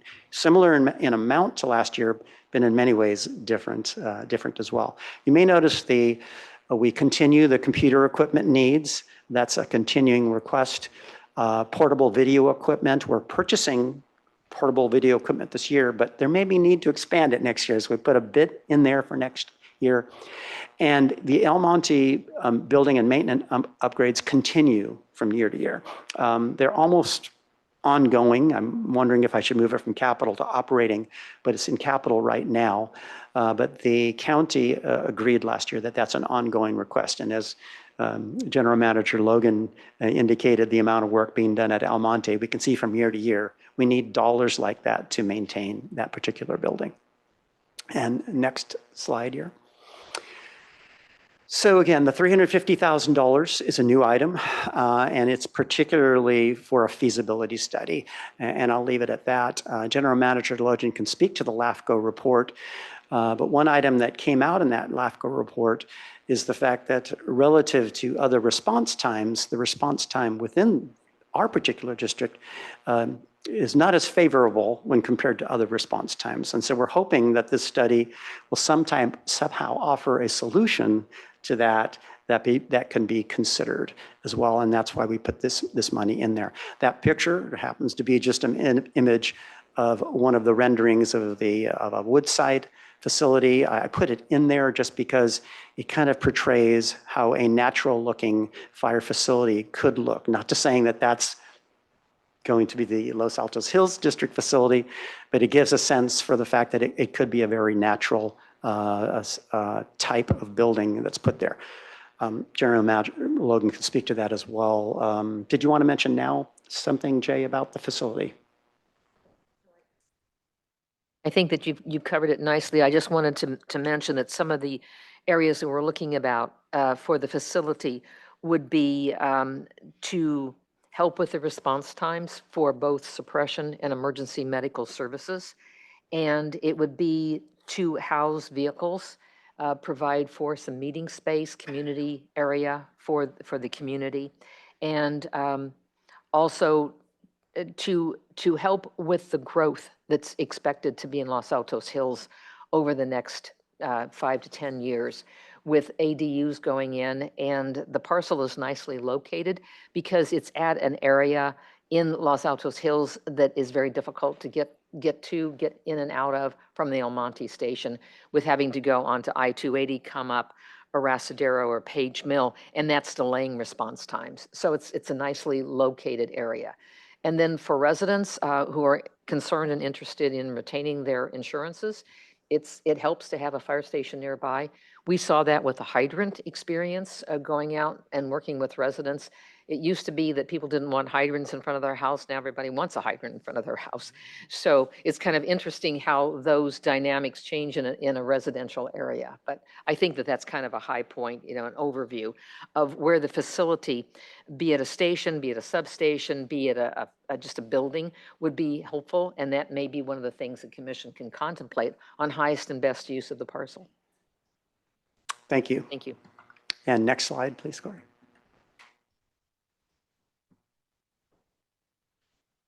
There are other line items of note. Again, I mentioned that we reinstated the $442,000 for the employee benefits plan. Again, that is not implemented yet. It's being evaluated. We hope to have actually something in place with the commission's blessing by the end of this fiscal year. But I would say we need another month or two of evaluation, and that's where we are at this point in time. We also included in the budget this year a market contingency amount under the labor category. We recognize it's a very tight labor market. And what you'll see in the budget by line item if you look at the salaries and benefits by position, they're very accurate. They're coming right out of the payroll system with a projection for growth. But this $160,000 allows that flexibility in case of new hires that we'd have to shift those dollar amounts. So that's what it's doing. It's, if you will, an amount to allow for what we think is a very tight hiring conditions at this point in time. Let's see, you'll see in other line items, you'll see $100,000 for the completion of a district-wide EIR. Eugenia can speak to that more fully, but it's a great idea to do a district-wide EIR to get ahead of the IHFR projects and programs. So in essence, cover the entire district, and that allows her to streamline her project implementation. So that's what that is for. You'll see increase in insurance costs, specifically liability and workers' comp. And that has to do with liability insurance is going up in general, and also with additional vehicles, we expected a little bit of a bump there. And at the same time, workers' comp, we've seen grow just over the course of the last year with reclassifications of positions, with new positions. So that's where that is coming from. And we also anticipated a bit of a bump, although not material, let's say about $15,000 to $20,000 for the new FTEs that are coming on board as well in the workers' comp arena. We did moderate costs. If you look at the chart that shows the fire services, you'll see that actually in augmented services, it went down a little bit, and that has to do with the moderation. We moderated the fire services hand crews. We looked at trends over the last 6 years, and we said, you know what, it looks like we're not meeting that level. Let's taper that down.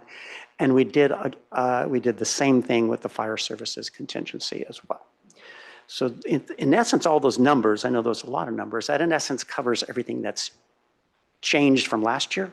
And I also highlighted what's changed between November and this particular date. And the last slide. So this is what we have. We have a budget with $18.5 million in expenditures. We have a budget with $16.4 million in revenues. It's a use of funds budget of $2 million. And I want the community to realize that when we show that negative number, that doesn't mean we're in deficit. What it does mean is that we are using available fund balances, because you can see our fund balance of $40 million is quite healthy. So again, in that effort to advance the programs and projects, we're going to push that and put the money back into the community, and that's what we are doing. I also want to mention that we have what you're not seeing in the current year budget are some items that are subject to rollover. This is a new concept. We spent a lot of time talking to the county about this concept of rollover. The fire truck is the best example. It will not be reflected in the county's base budget, nor is it reflected in ours. But we have an agreement with the county in our discussions with them that we will submit these roll forward requests to them in May. There seems to be a very high likelihood that they will accept them. There seems to be no doubt that they would not accept them. And so what would happen under this new model is that when we put the roll forward requests forward, our $40 million budget, our $18 million expenditure budget, assuming nothing's changed and it's approved by the county. Next, after adoption in August, the county will add back in the roll forwards. They will add back in the $2 million for the fire truck. They will add back in the facility study if in fact we don't spend it this year, and the website if in fact we don't spend it this year. So they will increase our budget in August of next year. So this rollover process, it's quite common, but I think it's the first time that this commission has seen it in play. So keep in mind that you very well can end up with a expenditure budget, once roll forwards are approved, of $18.5 million plus $2 million plus about another $200,000 in August of next year. And with that, this is our calendar. Everything remains the same on the calendar with a couple exceptions. The January 31st date is changed. I believe last time it was February 2nd in terms of submission to OBA. And then you'll see a May 1st date. And that May 1st date is new, and it has to do with the rollover or roll forward requests. That is when the county requires that we send them our roll forward requests. We'd like to get them in early, but it sounds to me as though the county has this timeline when they'll issue instructions and we will submit them on May 1st. And at this point in time, it's the fire truck and a couple other professional services that if we don't spend them, we will be submitting. And with that, I think we are at your action items, which is again to receive, authorize staff to incorporate any revisions, authorize staff to submit budget to OBA, and receive the budget narrative. And let me mention on the budget narrative that we don't expect the community to have read it over the last 3 days or so. And it's quite a long document, but it's there and available for everyone to read and look at before we meet again in February. And February will be when this commission then closes its door in terms of its deliberations, and then the process with the county starts after our February meeting as well. So with that, we're available for any questions that you might have. Can I jump in to clarify real quick, Russ, with the budget narrative, just so you know? It's not required by county. There is no tight deadline to have that. Generally, we like to have it posted around the time that the Board of Supervisors approves the budget, which is not going to be until June. So, I mean, really, we encourage you to take your time to thoroughly read the document. And yeah, but there's not a rush to, it's not due on January 31st like the other items are. Thank you. And we're going to talk about this again in a few minutes, right? Because it's very quickly, or should we just talk about it now? Oh, you can. The narrative? Yes. Yeah, I've read through it, and it is a staggeringly good document. And the key, not only is this, it's not just we did it earlier. I don't know who. Actually, I don't know who we is. I'm assuming Corey. It's a finance team, and in terms of the content, it comes from all the staff. Yeah. It shows a breadth of the entire organization in there, and the real key is that it shows how much more we're collaborating with the budget with OBA, and I can see why this really raises the bar for an organization working with OBA to provide them this information up front rather than months later after they've had to go through just submitting numbers and then having to explain numbers and go back and forth. Here it all is laid out. You couldn't present it in a better form.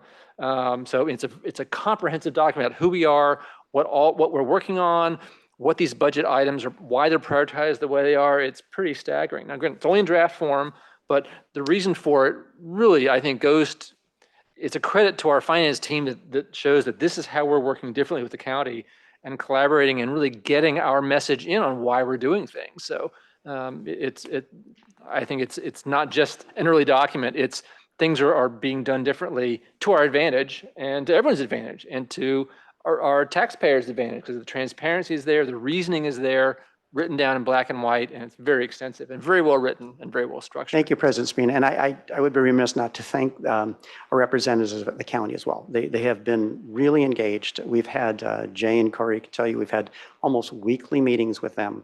It's been really good. In fact, we have a meeting scheduled again this Friday, following up this meeting as well. So they've really been quite engaged and very, very helpful. And I remember we had I forgot his name, Ross is his name. Ross from OBA, who was here in November. So again, it's really a change in how we're doing things and really reflects a very positive working model of us getting our message out and the budgeting working with us and not feeling quite such a, it's a much more positive sense. So we've kind of jumped ahead on item D, but as long as we're talking about it, that's why it's a significant item. And it'll take you some while to read it. So we'll just pause for your discussion at this point, and we're ready to answer questions. Yeah, any questions in general about any of the budget stuff, please? Yeah, the one area that I get a little concerned about is the rapid growth of staffing. I know that we've grown a lot over the last couple of years, and it's all been needed, and it's wonderful accomplishments. But I'm wondering if it's possible to do a one-pager where it relates back to the strategic plan and it relates back to the working plan, so that you can see exactly what would get accomplished, like within the next year by those expansions. I just think it's a vulnerability, and I'd love to feel more comfortable with when somebody comes back with questions, we can say, well, that's so that we can finish this and do that, and this will accomplish this, and it relates back to the plan here. That kind of, and maybe it's in the narrative and I didn't finish the whole thing, but. No, that is a great question, Vice President Sherlock. In fact, you may notice that the last page of the budget narrative indicates that service area budgets are to follow. They will follow in February, but I'm not sure if Corey has an example of that to show.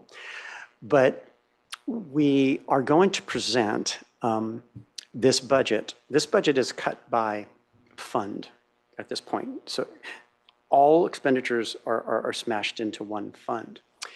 But what we will be presenting in February is the same budget, the same $18.5 million, but it will be sliced into service area, which means each service area manager has an allotted amount, and under their allotted amount, they have their work plans.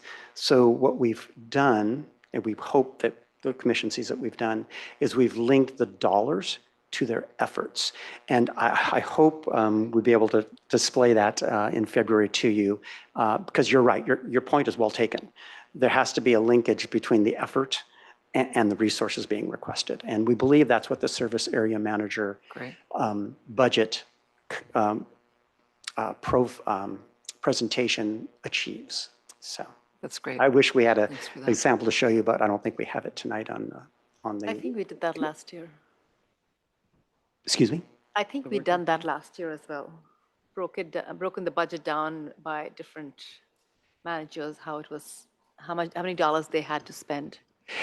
Yes, we did that in the work plan. Yeah. We did that in the work plan, but we've gone further and now taken the same dollars that you see this evening, and we've, in a very detailed way, specifically allocated to each manager and each area. And so our hope is that next year when we present the budget, that finance will just give a very short high level, and then each service area manager will talk about their budgets. And that's the direction we're going into. But yes, I will have that in February, Vice President Sherlock, to show you as well. Okay. Any other questions, comments? Don't see any. And in that case, we will move on to the authorizations being asked for. Actually, any public comments on these reports? Hold on, my screen is not showing. Yeah, it looks like we have a comment from Alan Epstein. Excellent.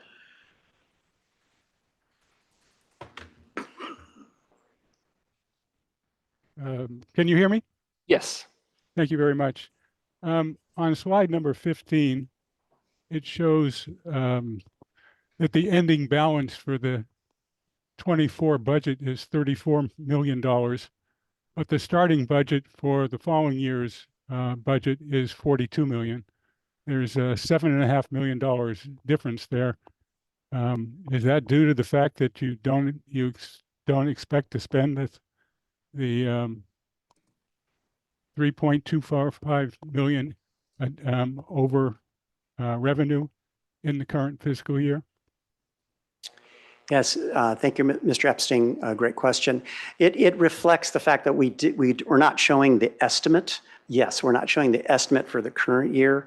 And also the budget presentation, as I showed comparatively, shows the budget as adopted, but you're correct.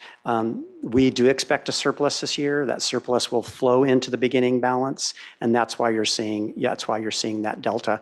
What I could do is possibly display that estimate in a different way in the budget, so it becomes a little more clear as to what that difference is. But you're correct. It's the estimate for the current year, which we are expecting a surplus in fiscal year 23-24, over and above what we expected in the adopted budget. Any other questions, Alan? Thank you. Usually, I shouldn't say usually, in the past, one has oftentimes showed the estimated actual expense that you are expecting now. We're halfway through the year, at least the December financials provides information halfway through the year. Halfway through the year, we anticipated a drawdown of $3 million, and I think right now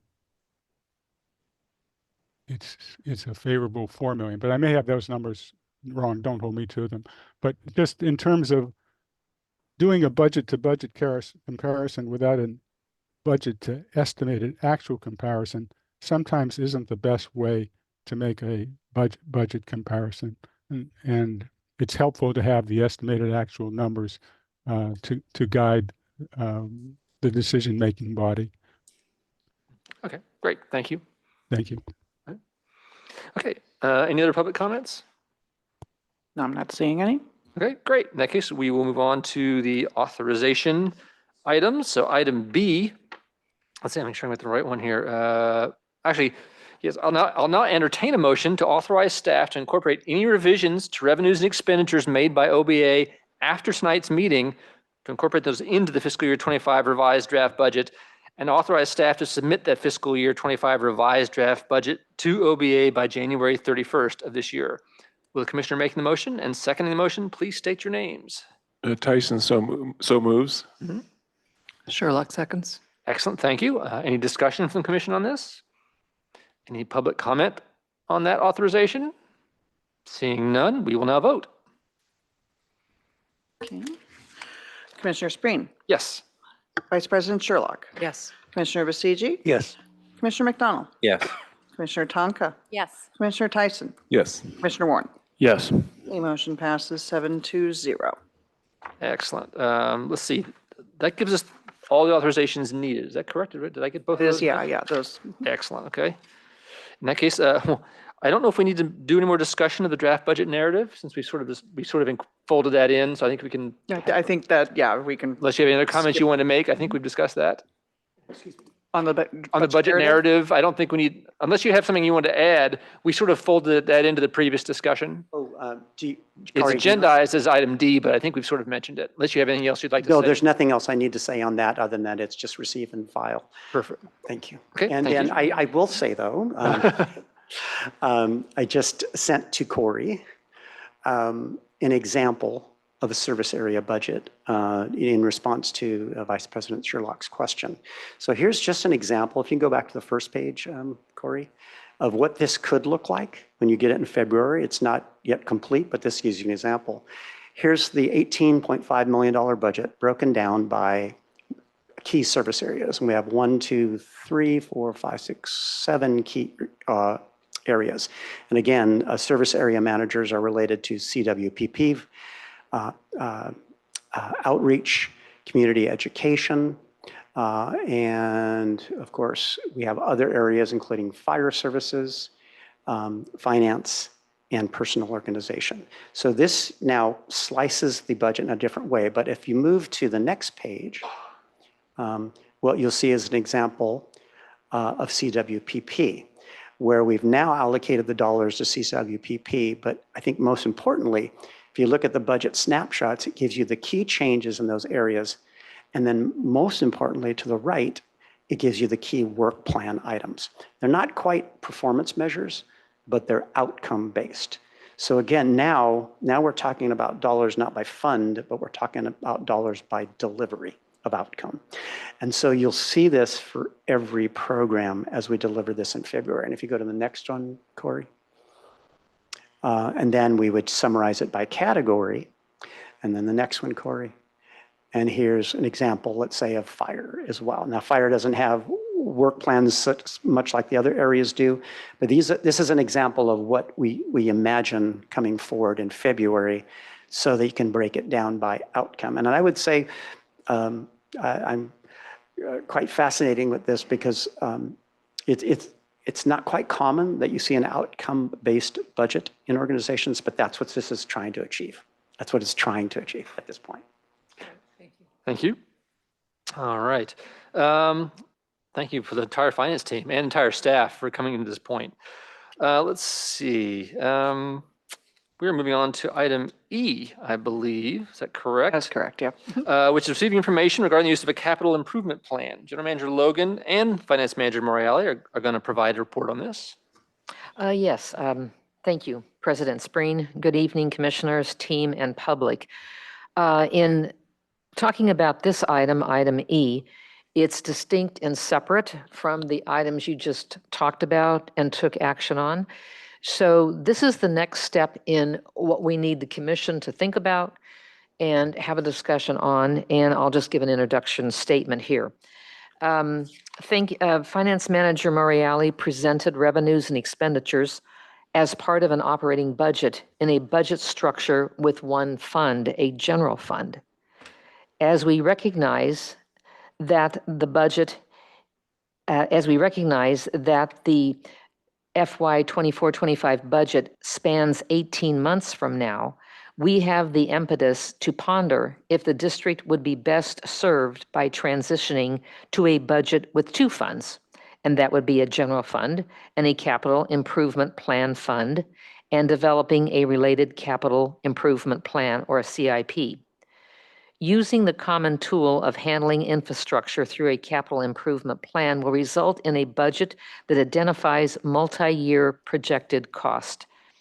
We bring this to your attention because it opens the window of opportunity for developing a 5 to 10 year forecast, contemplating a policy of projecting funding the district on a long-term period and recognizing that a CIP will identify multi-year projects within one budget. We believe we're at that point to discuss a two-fund structure of the budget. The three heavy hitter topics for the district to achieve in FY 24-25 and the future are: 1, expanding the IHFR programs; 2, mitigating vegetation along the I-280 corridor and an I-280 fuel break; and 3, utilizing the district parcel at its best and highest use for the community, including the consideration of a new facility. The current budget structure limits our ability to project for multi-year expenditures. To imagine these opportunities, Mr. Moriali will lead us through an informational presentation regarding the use of a capital improvement plan, or CIP, and the related CIP funds. I'll turn it over to you. Thank you. Thank you again, commissioners. And Corey, could I ask you to go to the previous slide? So the operative word here is imagining. We're not asking for an action item, certainly. But we want you to imagine what the budget could look like if we introduced something called a capital improvement plan. And so we thought informationally we'd share with you what that is and how that would affect the budget. And then in the end result, just looking for reaction. There's much to be done before we get there, but we wanted to get an initial reaction. On the next slide. So what is a capital improvement plan? It's a very common concept. It's used in private organizations, and it's used very commonly in municipal budgeting. And it's basically a separate fund that identifies, tracks, and plans for capital improvement projects that are multi-year. And it also identifies those items of infrastructure that you expend and put back into your agency or your district. You'll see it, the city of Los Altos Hills has one, Los Altos has one, almost every city in this organization has one. So again, the main objective is to identify projects, plan for them, and then identify how they will be paid for. And quite honestly, I didn't come up with this definition. I pulled this out of the classic definition that you'll find on the webpage. And it specifically highlighted the fact that this is critical in strategic planning, and it's critical in the budgeting process as well. So let's take a look at the next slide. So you saw this before, a minute ago. I shared with you the I-280. And the I-280 is the best example of what a glimpse of a capital improvement plan could be. A capital improvement plan not only looks at 1 year, it looks at typically 5 years. Some organizations do 10. But it communicates to the community what will we be doing over the next 5 years in these major areas related to infrastructure or capital. Governmental funds, which is an accounting industry concept, classifies funds by type. And this would by definition be called a capital projects fund, hence the name Capital Improvement Fund or Capital Improvement Plan. Next slide, please. So what could it look like? Again, this is imagining. The second column in green, draft budget fiscal year 24-25, is exactly what you just saw in the revised adopted budget presented to you. If you add those two numbers together, the 4,215,250 and the 285,200, you'll come up with the $4.5 million number that I just showed you in the budget. What we did not display is what's to the right and what this would look like if in fact we implemented a capital improvement plan. So we took all projects and programs, including I-280, and including something as transformative as a new fire facility, and we put it out over time to look at how these would progress over time. And what this does, this allows an organization to plan its fund balances and its funding over time in line with these projected ideals. It doesn't mean you adopt 25, 26, 26, 27, 27, 28, or 28, 29. We only adopt fiscal year 25. But what it does mean is that if we were to bring forward a capital improvement plan, you would adopt a plan that projects but doesn't allocate. But it's our best projection as to where we're going. So that's what this does. What this also presupposes is that we might take things that are currently under projects and programs and put them into operating line items. For instance, ARC supplies, vegetation response and equipment, neighborhood evacuation drills, they would go into the service area manager budgets. And above the line would be our, what I want to say, hardscape, type of projects that deal with moving dirt, moving foliage, all the brush chipping that we do. So this is what a capital improvement plan could look like if we were to go down this path. Next slide, please. What would a CIP fund look like? If we were to adopt move towards a CIP fund, for the very first time, this district would have two funds. It would have a general fund, which is essentially for most organizations an operating fund, your most routine basic expenditures. And then it would have a CIP fund, which are all your major projects. And that doesn't mean the dollar amounts of what is adopted would change. In fact, this is just a what if we did have a CIP fund, the green column would then be multiplied into two columns. One would be an operating fund, and the next would be a CIP fund. And the CIP fund would then accept dollars for all the projects that would be transferred from the operating fund. And it also would be seeded with some startup dollars as well. So still a $18 million budget, but allocated in different ways. So that is the concept here with a CIP fund and what it could look like. Next slide, please. What is the process? There's a process that we would have to go through. It's kind of started already. When we had our discussions with OBA a couple weeks ago, we brought up the I-280 project. And OBA was really helpful because they posed a question to us. They said, in dealing with the I-280 project, with a $6 million project, have you considered appropriating it all in 1 year, all in 24, 25?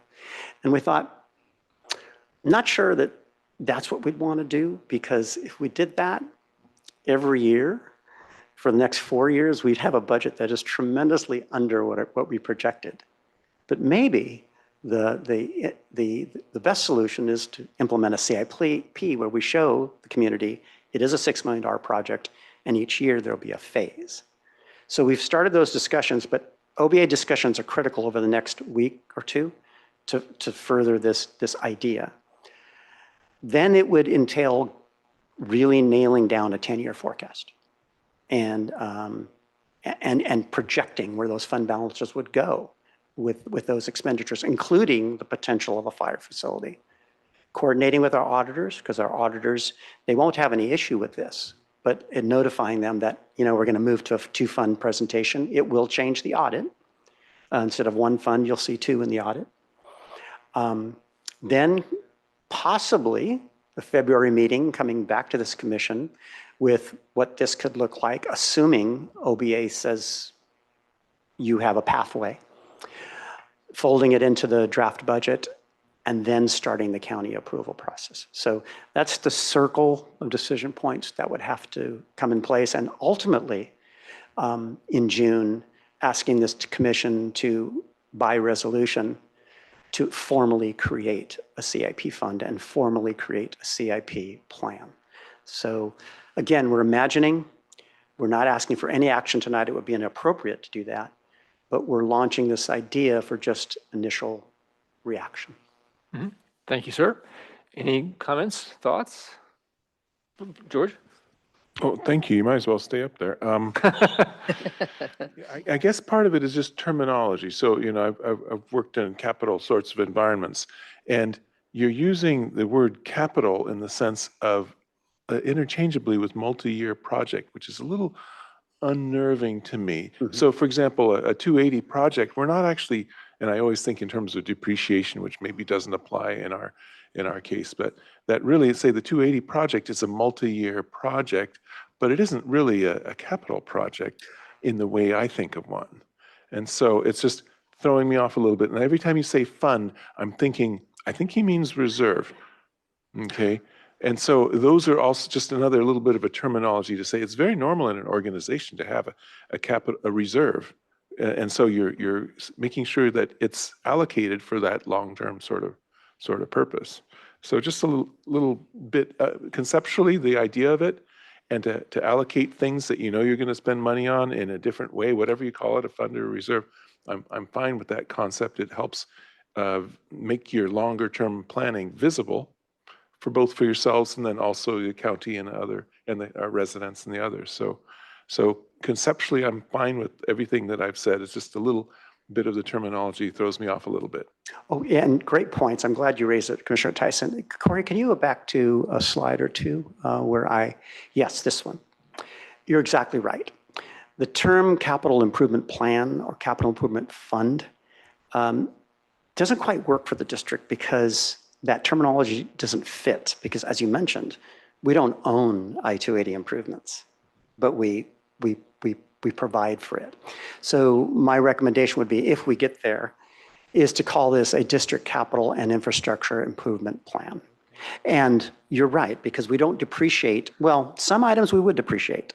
If a facility were built, we would depreciate that, and that would be capital. Vehicles are capital. El Monte improvements are capital. But you're right, we have a hybrid mix, if you will. Now, in terms of the fund, I will say we are not speaking about a reserve, although effectively it's similar, but it's different. We are actually talking about two funds, a general fund and a CIP fund. And they both get combined at the end of the year.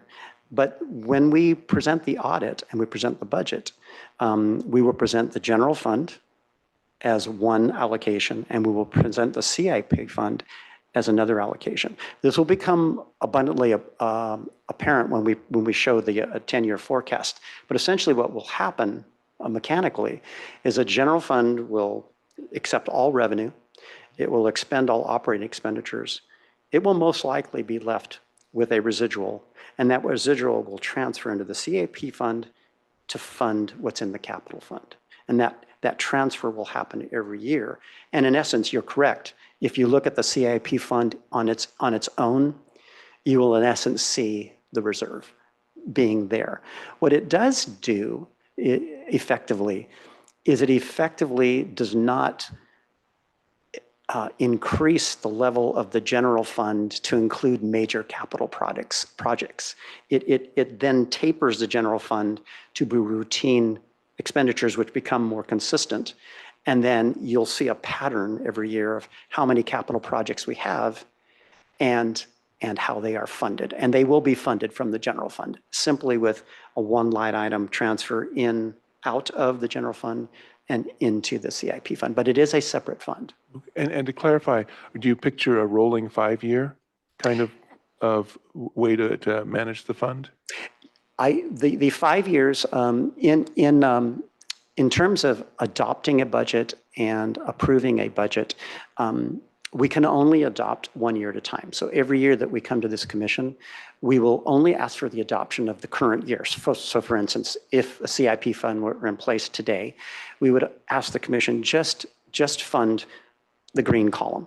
And that's it, that very first column. The 5 years, though, we would ask to be approved as part of the CIP plan, but years 2 through 5 are approved only on a projected basis, and they're subject to change at the commission level. But they're not allocated and they're not adopted because ultimately the county every year will have to adopt that first year of our plan. But what it does do effectively, it then feeds the 5 to 10 year forecast, because the forecast will project the expenditure of those funds over 5 years, and you can kind of see how the fund balances then percolate over time. Thank you. Yes. Any other comments, questions? I'll make one comment that I agree the word capital throws me off too, because I think of a depreciable asset, and we are project-based, not necessarily asset-based. What I glean from it that I like is the ability to communicate at the county level that we are an organization with an ongoing lifetime of multiple years, and that we're not just this one time, that every year we're not just a one-time expense they just decide to use or not. It really speaks to the permanence of what we're doing when we've already communicated that there are these major projects going on. So that's what appeals to me about it. And it appeals to me also that we're working with OBA on a more significant level. But I think the ability to be transparent to our residents about where the money is planning to go, and so they don't just see a fund balance that's huge. I mean, we have that problem that we always have to explain, well, we got this balance and here's why it was what it is. I think this gets closer to conveying through numbers what we're actually doing, and we want both our residents and the county to understand that. In terms of, I don't want to get lost, we also at the same time need to make sure that we don't confuse ourselves even more in the terminology, but I think the approach to me feels right. It's just one opinion. No, I agree. Well, I think if we're going to have a multi-year strategic plan, we should have a multi-year view into the budget. So exactly. It totally makes sense. Yeah. It looks great, Russ. I have a question. Please. Just like Commissioner Tyson brought up, I think capital improvement process in the industry means at the end you'll have something that will start depreciating, as we all mentioned. How do we differentiate between, say, a project like I-280 versus, say, building a new substation or a station? Because that indeed is very similar to what industry reviews as a capital improvement project. Yes. So how do you differentiate that? Yes, and it's not uncommon if we look at city budgets, they will have in their capital improvement plan set up some items that are depreciable and some items that never are. For instance, overlay on streets. They'll overlay a street and it could be $1 million, $2 million, $3 million. But the accounting industry says, that's an overlay, we consider that maintenance. It'll never be depreciated. But it's still in their capital plan because of what it does is it communicates to the community, these are significant projects, whether or not they're depreciable or not. And we want you to know that these projects are done year after year and they have value. So it's okay to have a hybrid of what's depreciable and what's not. What is different about the district though, Commissioner Basigi, and you're correct, and we are very different from a city in the sense that most of our programs and projects are not depreciable. So you're right, only a few will be. In terms of the audit will expend them, and we will only capitalize those items which are really brick and mortar and we have ownership in, and that will be reflected in the audit. Again, we'll have discussions with our auditor about this. We'll have discussions with OBA. Obviously, OBA is going to be a key factor in our discussions starting as soon as this Friday. Although they did give us that initial idea when they brought up the $8 million being appropriated in 1 year. And we thought, maybe there's a possibility here. Okay. Do we have any public comments on this? Oh, yes, we have a comment from Alan Epstein.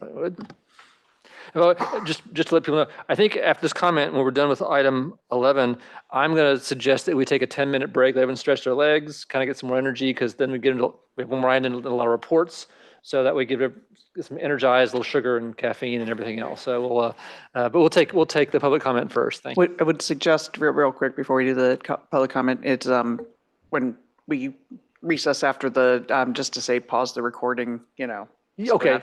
Sounds good. Okay. Let's take a public comment and then we'll officially take a pause. Yeah. Okay, Alan, you're on. Thank you. My comments are similar to ones that Mr. Tyson provided. The expenses associated with doing the work on I-280 would not constitute capital expenditures. Certainly, building a new fire station would be a capital expenditure. There's nothing wrong with having multi-year budgets that show that these expenditures are anticipated, and there's certainly nothing wrong with setting aside reserves so that everyone knows that that money is available for that purpose. But it seems to me, particularly since the county only approves budgets 1 year at a time, and I-280 is really an expenditure, not a capital investment, that it seems to me that you're adding a lot of complexity, and it's not clear to me what the real benefit is. Thank you. Thank you for your comment. Okay, Corey, unless there are any public comments, can we officially pause the recording? And we will take a 10. Excellent, thank you. Okay, we're moving on to item 11, or item 12, I'm sorry. Information technology projects update. That will also be Finance Manager Morale giving us a short report here. Yes, I'll make it very quick. I don't have a formal report or a memo report, but just a quick update of several things that are going on in the technology arena. First of all, I'm proud to say that all staff is equipped now. Thank you for the budget allocations for the current year. All staff have laptops, they have their iPhones, many have iPads. We have reserve iPads for CERT. And officially last week, everybody's equipped. So thank you so much for that. Also, you may have remembered that we put about $35,000 in the current year budget for portable hybrid meeting equipment. We see that there may be a need for that.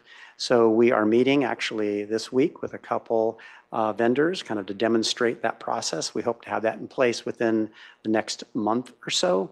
And this would allow us, absent of this equipment here, to have a meeting in a hybrid capacity as well. So that's going on. More significantly, we're working with Eaton. We have, as the contract allows, we've increased their service levels. And we're looking at implementing multi-factor authentication for our web-based programs. And also, we're working with them to implement a more robust backup model and system. As you know, it's very interesting. We're so unique. We have this remote environment. Everybody has laptops all at home. We use OneDrive, but it's not quite clear when OneDrive is being updated. It's not like a network environment where you have a server in one place.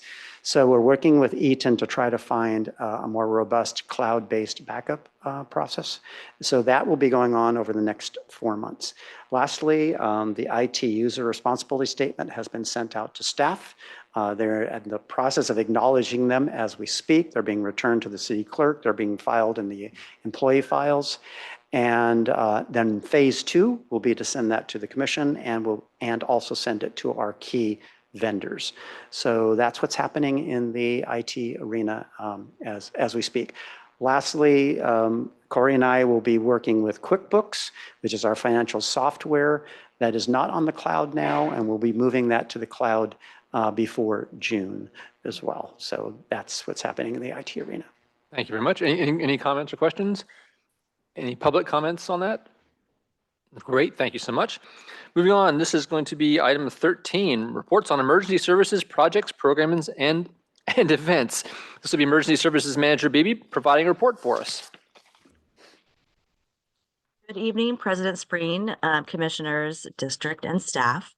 Well, Corey gets there we go. Thank you, Corey. It was kind of a busy December for the service area.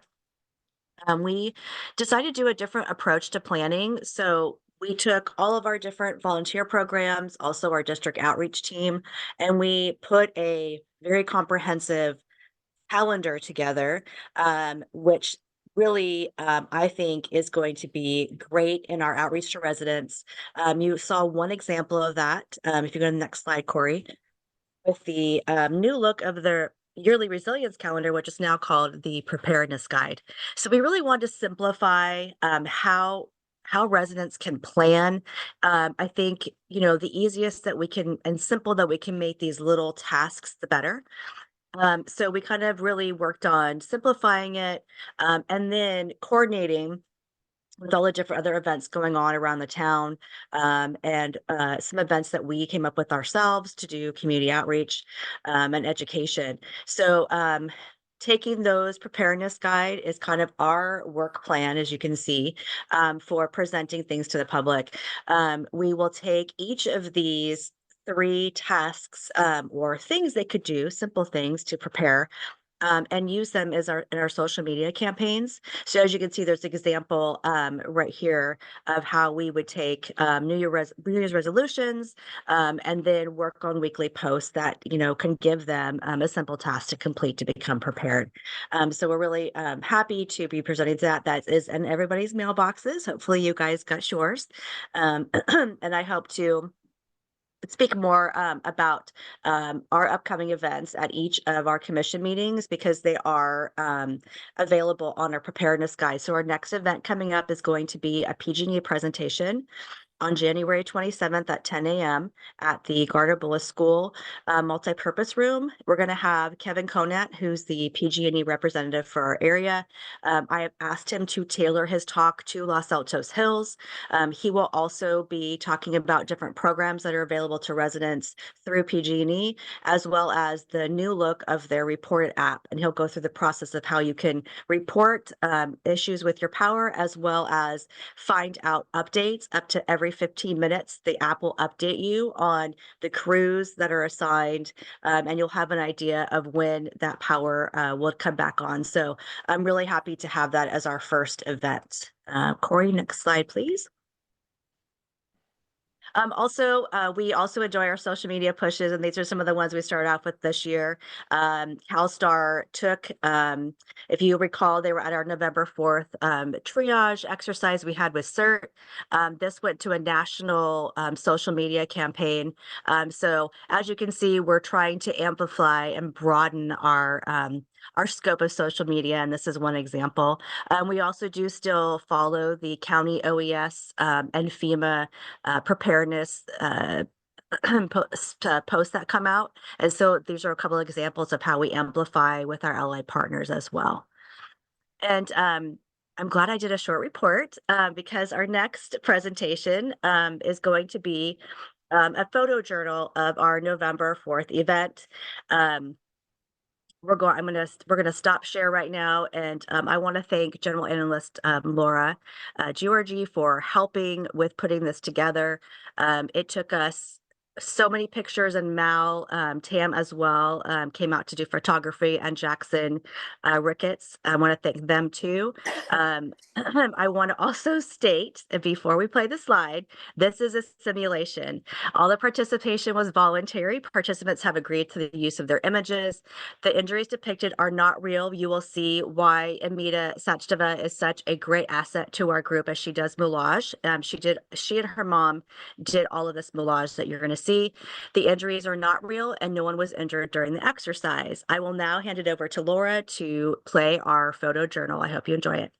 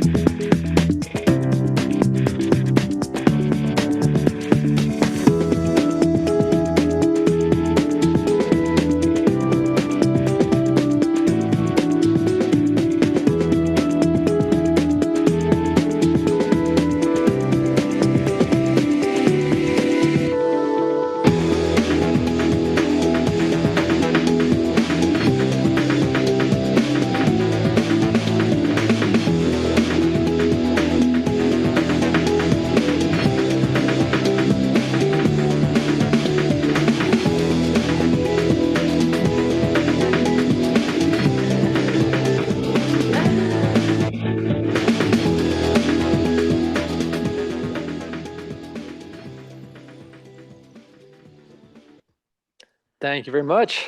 Thank you. There you go. I just want to say again, thank you for the support of the commission. Not only to come out and watch it, but also to always be supporting our group, our volunteer programs, our outreach team.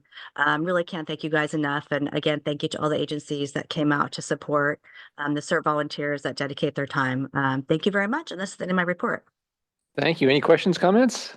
George, you look like you're about to. Yeah, I just want to say, good idea having that disclaimer at the front, because I was looking at this and I said to my wife, wow, these teenagers are really into this drill. And I showed her the pictures and she went, ah.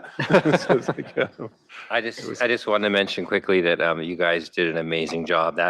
That's like herding cats. You had so many different agencies involved, and everybody was just so calm and collected and working so well together. You guys did a fantastic job. Thank you so much. Yeah, those are the most happiest victims I've ever seen in my entire life. Usually they're not that smiley. Any public comments on this? Just checking. I will also say that I learned what the word moulage meant at this event. I did not know that beforehand. So you learn something new every day. Thank you so much. Let's see, we'll move on to item 13B, which is 1 and 2, which is reports from Community Education and Risk Reduction Manager Denise Gluin, providing us a report. Start off again, thanking all the commissioners, staff, members of the public that might still be on. My report will be up in just a second. Okay, so starting off, covering again FireWise. This is kind of a combination of showing the collaboration and the crossover of our programs working together, along with programs that the county like Zone Haven has put together to help prepare residents. Next slide, please. So again, you've seen this map, change the colors a little bit to try to appreciate what's going on so you can kind of get a snapshot of where we're at in the FireWise. We have about a potential of 22 areas if we continue to use the Zone Haven map as our base of developing these areas. We're kind of leaving out Foothill College, which is at LAHCFD for now, because it obviously doesn't really have the application to become FireWise, doesn't meet the standards needed. That being said, I'm using red to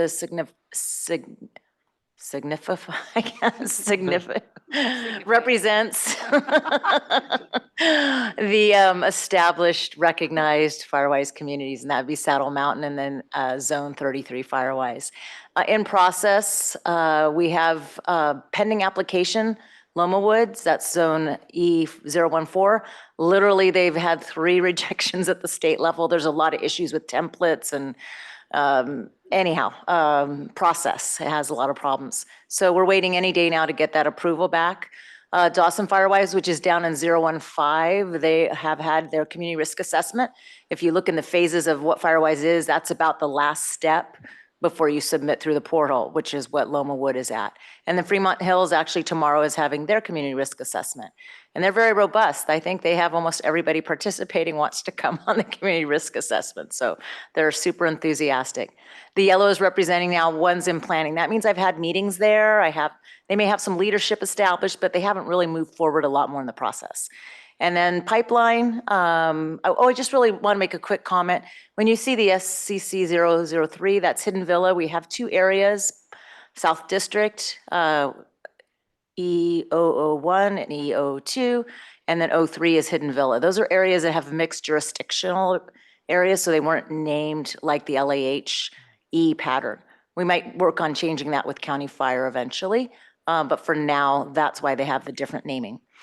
So again, to finish off future recruitment zones, about half of them, I haven't really had any action in these areas yet.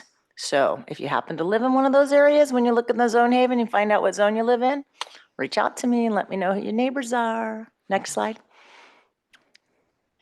And one of the new things that I'm doing in community education, kind of fits into community education, is I've established what I'm calling Los Altos Hills FireWise office hours. So the remote monthly meetings held twice a month, the first Wednesday at 1:30 and the second Tuesday at 7 p.m. to give variety in meeting times. It's basically a duplication of the same agenda. Obviously, the meeting changes according to the dynamic of who attends. So far, Wednesday has been the more popular date. We're getting up to 8 people that are attending from various FireWise. They can be at any point in the FireWise process. The idea is for them to get together, get to know each other, work on best practices, hear firsthand what's worked well, what hasn't worked well. I'm right now putting some kind of meat in it, so I give them some information, like the new calendar or the guide, the preparedness guide that came out. We talked a little bit about that and some other things. So that's happening once a month. And then the final outreach I have is next month, I'm going to be speaking to the EPRC on evacuation routes. And that includes things like including the strategic fuel break and I-280 in addition to the formal routes that we have past done and future pending. And I think the next piece will be HIZs for Paige. And that's all I have. I'll end my report and any questions. Any comments, questions? Any public comments on this? Seeing none, great. We'll move on to the HIZ update from Operations Project Manager Russell. Thank you, President Spreen, commissioners, staff, and public. So I am reporting this evening on progress on our home ignition zone assessments and rebate program. And as we all recall, October of 2023, we made the rebate program available to all Los Altos residents, which is very exciting. And they are eligible to participate once a year. So, and that year date starts when you get that assessment. So really like making this available and lowering that barrier for people to be compliant and to make their property safer. So from November 5th to January 8th, 9 HIZ assessments were completed. So far to date, since we started the program, since May 2023, 57 HIZ assessments were completed and $19,250 in rebates have been processed since May 2023. So that's 8 rebates and there are more in the pipeline. So very exciting. I really like the 9, that number 9 actually from November 5th to January 8th, because historically we've had almost 0. So it shows that, people are actually doing this in the off season. Next slide, please. So our HIZ outreach efforts, we still are trying to be very respectful of the Fire Safe Council's wishes that we don't create more, I think, need than they can actually deliver. So we're doing door-to-door interactions with the public when we do our evacuation routes. I've had the honor of doing that. It's really fun. And we are reaching out to residents in the weed abatement program, as we saw tonight. Obviously, the Firewise communities are just a beautiful dovetail with this program. This will be advertised in Los Altos Hills 2024 magazine, and then we are updating the website to include rebate details. That is the end of my report. Any questions? Any comments, questions? Great. It's great to see all those rebates happening. That's amazing.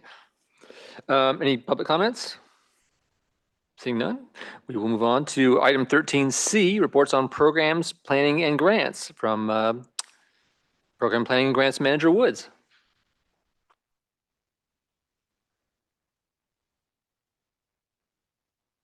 Good evening, everyone. We're at our usual slide pause. There we go. Thank you. And I have a little bit of lag too on my satellite, so my apologies. I wanted to start with the things that we've been working on kind of behind the scenes as we get ready to roll into when the rains pause and the weather pauses and we get into the actual projects on the ground. So this winter we've been working with how do we fine tune everything? How do we sync up? How do we continue our cross training? And how do we bring everyone up to the same level of interaction? Because we have some very new staff and some medium tenure staff as we roll out double the amount of evacuation routes in the coming year that we did last year. So the first thing that has happened is this tracker, and it looks busy because it is busy. Each project has one of these that then feeds into a larger spreadsheet that allows us to look at our capacity and our workflow. Super exciting tool, and we're using it with the multiple people on the Fire Safe Council and our counterparts too. It allows us to keep track of all the steps simultaneously, because we now have projects happening where the planning cycles overlap with the implementation cycles on the ground. So this will be the first year that we're really embracing, having multiple cycles happen at the same time. So very exciting. Have to give a lot of credit to Harmon developing this for us and his excellent Excel skills, and then the rest of the team for all their input. And then the other thing that has happened is you've seen our work plan roll out through the last quarter. And I have had meetings with most of our regional partners just to talk to them about how we're increasing our pace and making sure that we're on track, getting any input they have, making sure that we're not doubling up on projects. For example, the town just did a great job on Moody Almonte, and we had that in our projection for this year, and they just did it in October. So we've been working harder on connecting with all our regional partners before we get into the planning and implementation processes, and that's been excellent. The town in particular is really happy about that. They've actually been able to move projects off of their work plan because they're already in our work plan and implement other work areas. So the residents are getting more work done in their areas, more evacuation route hardening, and also we're having a smaller impact with road closures because we're coordinating projects so they can come into our traffic control zone. They don't have to shut it down again a month or two later. So really raising the level of coordination with our partners. Next slide.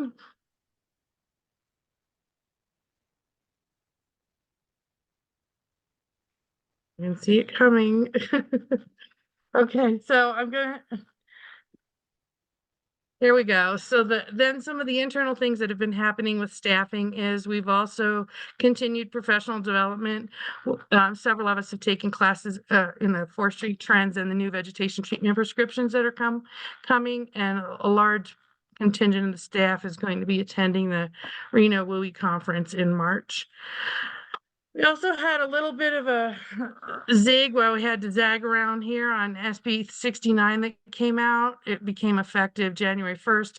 It's really going to change our CEQA filing process because now we have to file at the state clearinghouse level as well as the county level. So thank you to County Council for helping clarify some of that and getting us started on rolling out this second filing process. And that this goes right back to the tracker already saving us time and saving us from being late and having to postpone things because the CEQA is in the tracker. And so we got started extra weeks early. So this new filing process should not impact our start dates in March. So super exciting to see all the prep work already happening. Already making a difference. Working on analyzing programs and project trends and new developments to make sure that we're doing the best use of our time, our money, the best practices in the industry to improve the deliverables for the coming year. Some of the things that we're looking at is invasive species regrowth. This has been mentioned a little bit, but our before and after flyovers, and now our annual maintenance flyovers from Jackson's drones are showing that we've got invasive species regrowing in areas where we did treatment last year. So that we'll be shifting our maintenance programs and looking at how do we control those invasive species. And one of the things that we just rolled out that we just happened on Friday, actually, but the arborists and some of the ecologists in the county found the invasive shot-hole boar beetle in San Jose. So it is now here in our county, and there is no treatment for it yet, the way that we cart off the sudden oak death biomass or only keep the French broom tips in the areas where we had French broom in our projects. So we're, working closely with Cal Fire, Department of Forestry, keeping an eye on what they're working with for treatments and best practices so that we don't have this spread or have it spread as absolutely slow as possible, because this beetle is very aggressive, girdles the trees quickly and then kills them. You might remember how many trees and percentage of canopy we lost when the pine bark beetle first started showing up. So we want to be part of the solution, not a vector for spreading invasive pests. That leads right into the next two bullet points. That same type of thing. That was just an example of, you know, the real regionalism we're practicing. We're not working in a silo. And finally, we're supporting the grant activities of our regional partners. You've heard me talk about before the things that we're still eligible for a lot of these grants, but because we don't score on certain points and criteria that the grantors are looking for, we tend to be outcompeted by other people. So one of the things we've done is starting to expand grant support to folks like Hidden Villa, who do have the underserved communities that they take care of in their summer camps and things. So they have the ability to pick up scoring areas that we don't. And because they're doing projects with us, like the Community Strategic Fuel Break, it still behooves us to have them receive funds, be able to execute their parts of things as a nonprofit, because all that connectivity comes right back to us. So we've been helping them. The wildfire prevention grant deadline was at the end of last week. So excited to say they put together a nice application and several good projects that are right in our district and right in our area, and also in our CWPP Annex 4. So it's in our project matrix for the goals, one of our high priority goals in our annex. So now we're starting to see all those guiding documents really overlay and support directly our projects and our partners' projects. Next slide.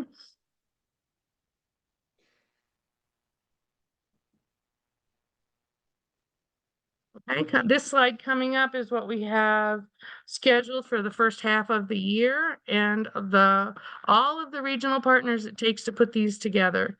So we will be starting the Black Mountain Parisima evacuation route in March, quickly followed by Elena Fremont in April, and then La Paloma in early June. You've seen part of this slide as our work plan, but now it's becoming more robust. Who's the project lead, what dates we're putting on the ground, things like that. And of course, I-280 is still in the works. You continue to hear about that, and the Community Strategic Fuel Break we just mentioned. Next slide.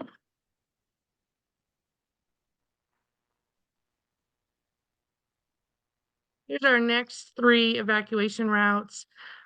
Close up and shows the connectivity of, you know, how they're going to work. We're continuing to work on the routes that lead under the freeway. Ryan's going to speak to that a little bit more on his presentation in a few minutes. So next slide, please.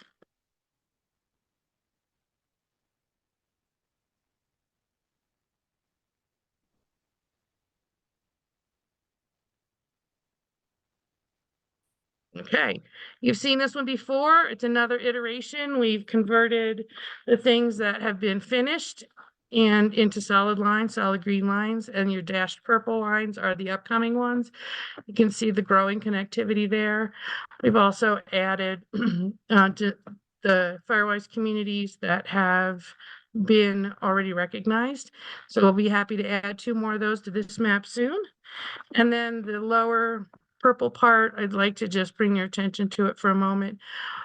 Working with Hidden Villa this past fall and winter, they've given us all of their APNs. So now this map is much more accurate. Hidden Villa actually has 1,600 acres there, and that dashed blue line is our Community Strategic Fuel Break.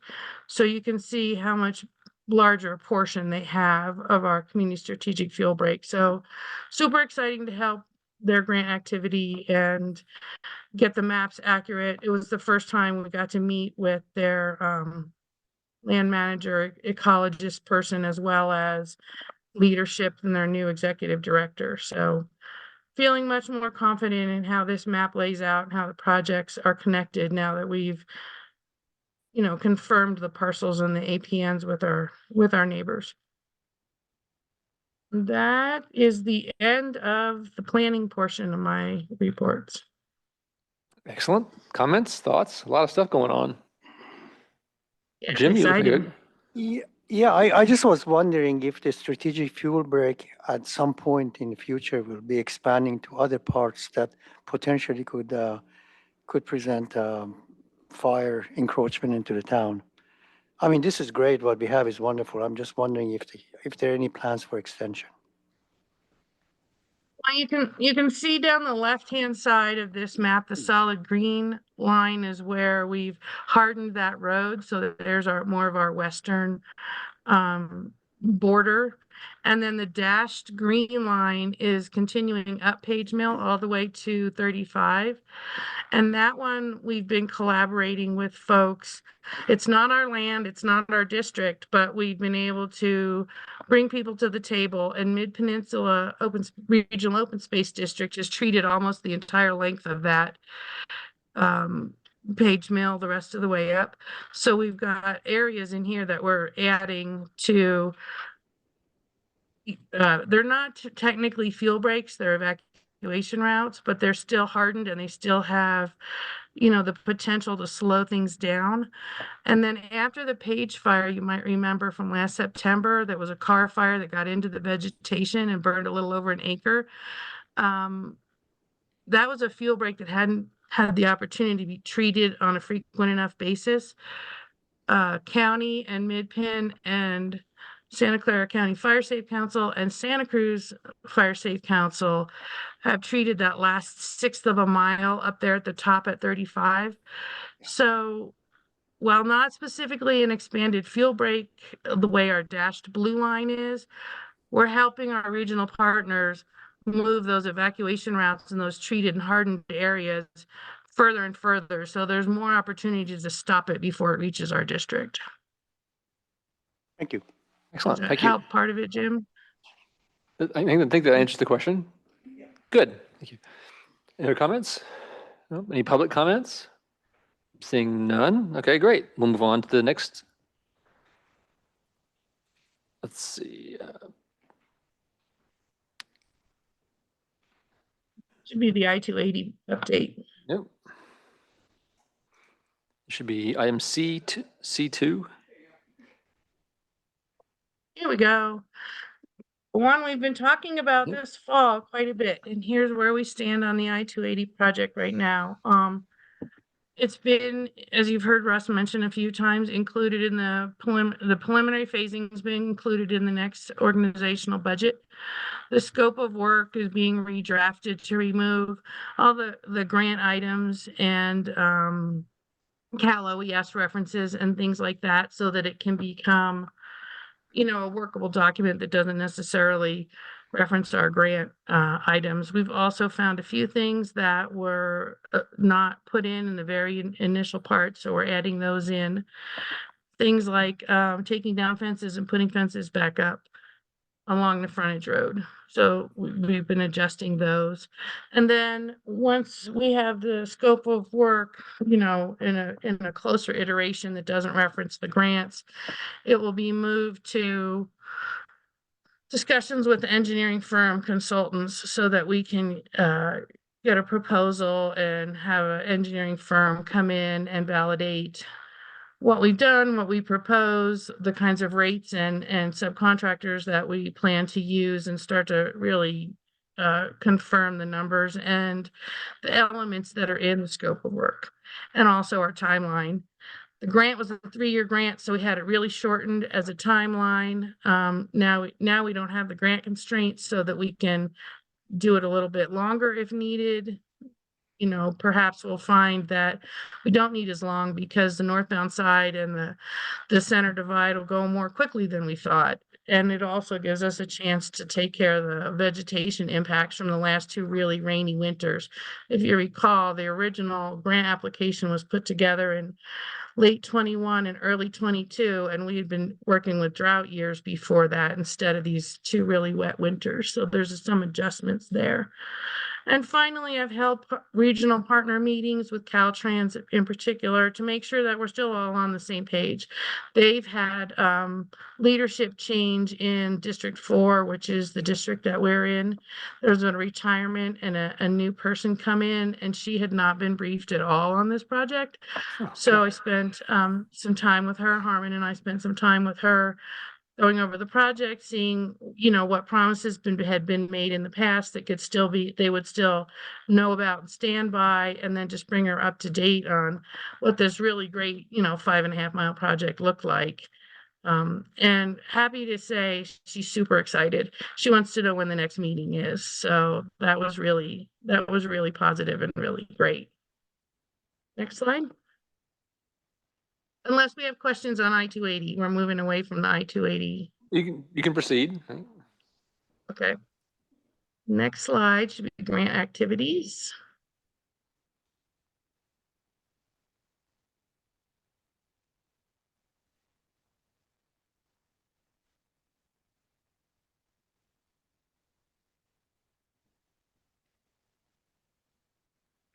Shit. There you go. There we go. Woohoo! So all these topics overlap in planning, and so some of this will sound the same. You can go to the next slide, please. We've been supporting Hidden Villa. Oh, let's do the Cal OES update. So our application for the very first one that was put in for April of 2022, that one has expired. That was the one that was waitlisted. And that was what the commission had moved on in November. So that has happened. And then the other one that we had put in, the second one that we had resubmitted, has been withdrawn. I have confirmation of that from the consultant that Cal OES hired to process those applications. So we are completely out of the Cal OES FEMA cycle for our I-280 project. Next slide.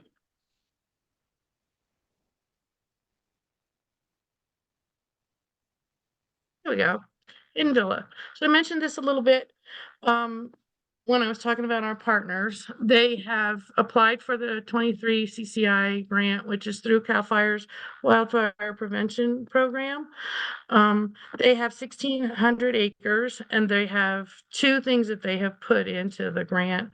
The first one is an actual project that they'd like to implement on 11 acres. It's down in the lower portion of their property where all their buildings are. This is the same area that we supported them in 21 when we did the 10 structure HIZ for them, and they've already implemented a lot of work in the zone 0 and in the 5 to 30 zone. Now they want to continue that all the way out to 100 feet and manage things that have grown back in the last couple of years. These are their historic buildings, their residences, their staff houses, and it's also the big parking lot and the covered area and the swimming pool area where we're in discussion about having a potential temporary refuge area there. So this is maintaining the most heavily structured and populated area of their property. And then they also would like to develop a forest management plan for the entire 1,600 acres. And we're working on sorting out what the easements and things there look like, because quite a while ago, Hidden Villa sold its preservation easements to Midpin. So we have to figure out who's responsible for what portions there in terms of maintenance of all of those acres. So that's in the works, collaborating there. And we provided support in the areas of networking with our local CAL FIRE unit, site visits, project scoping, referring them contractors to get bids and put together the budgets. And we also provided a letter of support explaining that this project is directly in our Annex 4, as well as that it's strong, it fits into our community strategic field break, so it touches connectivity and several other items. And that is the end of grants. I've got a question here. How likely is it the 23 CCI grant for Hidden Villa? Because the more they can do, the better. Is that a likely type of grant that'll come through? Or is that kind of a 50-50 thing? Or is that like a long shot deal? Or is that where would you put the probability on that? I would say that it is probably 50-50 or 25-75. I see. Our CAL FIRE unit's gotten quite a bit of applications, of course, more than they have budgets for. And their competition is real. The Fire Safe Council is also applied for this one, and they have a history of getting it most of the time, not every single year. But there's good partnership here, Mid-Peninsula, us, Okay. and they didn't go in looking for millions of dollars. So hopefully, depending on what our local unit has the opportunity to influence, we'll be able to kind of squeeze this one in around the edges as they're handing out $500,000 grants and $1 million grants, and Hidden Villa asked for about 100,000. So Okay, great. And second, so let me see if I understood what you said. Is it possible that Mid-Penn purchased the rights to essentially be doing forest projects through Hidden Villa's land? I mean, they could be the one. They purchased the preservation easements, and I've been reading through those documents. And my first impression is that they don't have the responsibility to maintain the forest and the forest management plan. They being who? Was Mid-Penn. Mid-Penn does not have. Mid-Peninsula. Okay, I see. Okay. Does not. It appears that they have mostly purchased away the rights of development because they don't want the land had to have further buildings, parking lots and things like that put on it. I see. So, Okay. but Hidden Villa's executive director has been in place about a year. And so he's a little bit inexperienced with exactly how to implement these easements that he's dealing with. So we're just helping them understand what they are, but it's only a 1.5-page document, but it looks like Hidden Villa is responsible for its own forest management. Okay, thank you. Any other questions, comments here? Any public comments? None? Okay, great. Yes, we do have we a have comment. Okay, we have a comment. Alan Epstein. Yes, thank you. I have a couple questions for you, if you would. I'm curious, Caltran is responsible for maintaining the sides of the roads to a certain distance and to a certain criteria. Is Caltran meeting its obligations in the area that we are considering assisting them with? That's my first question. Second question is, how many dollars are involved in the Hidden Villa project? Because I believe protection on that side of Los Altos Hills is worth 3 or 4 times what the protection on I-280 side is. And when would they receive indication that they've been granted the funds? Thank you. Okay, so we'll start with the Hidden Villa items. CAL FIRE's wildfire prevention grants typically are only a few months till you find out. So if it's a January deadline, they probably will know by the end of March if the patterns that I'm experienced with continue to hold, and then there's some time to do contracts and things like that. So they could be requesting funds and implementing project work, starting their CEQA as early as this summer. And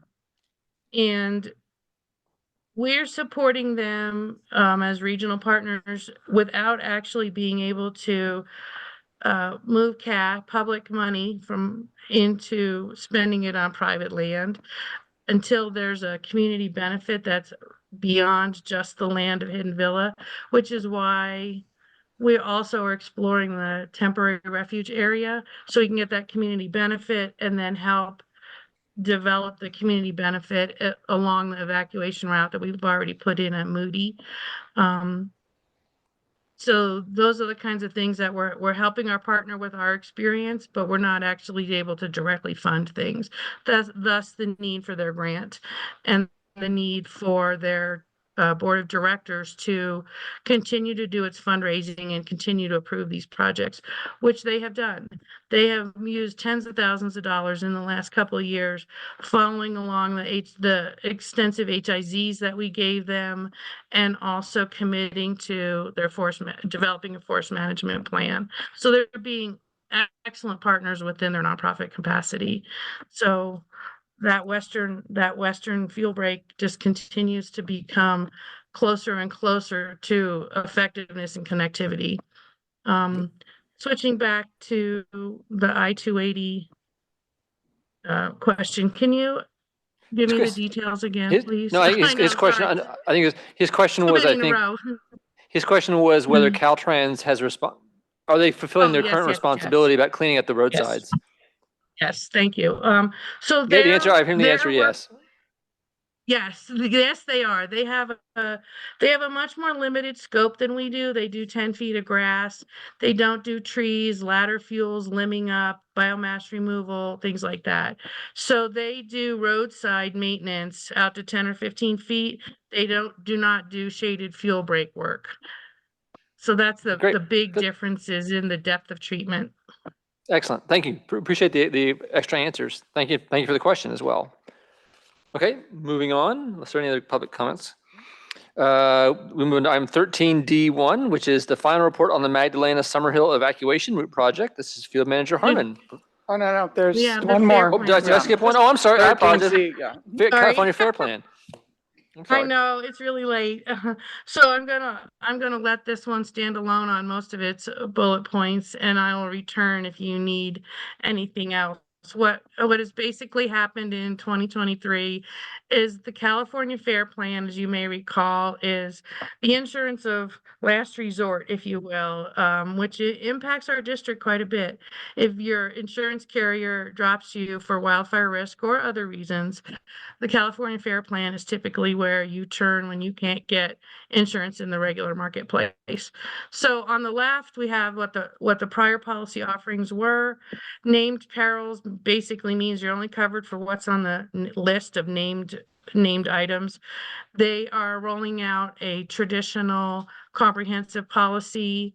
So the way that one works is kind of the opposite. Comprehensive policy is you're covered for everything except what's excluded. So it's looking more like the policies that are in the marketplace. They've also added liability and more contents coverage to it. Those are the main coverage changes. I wasn't able to dig up the exact date the HO3 policies will be available. So I will make sure that comes out as soon as I have it.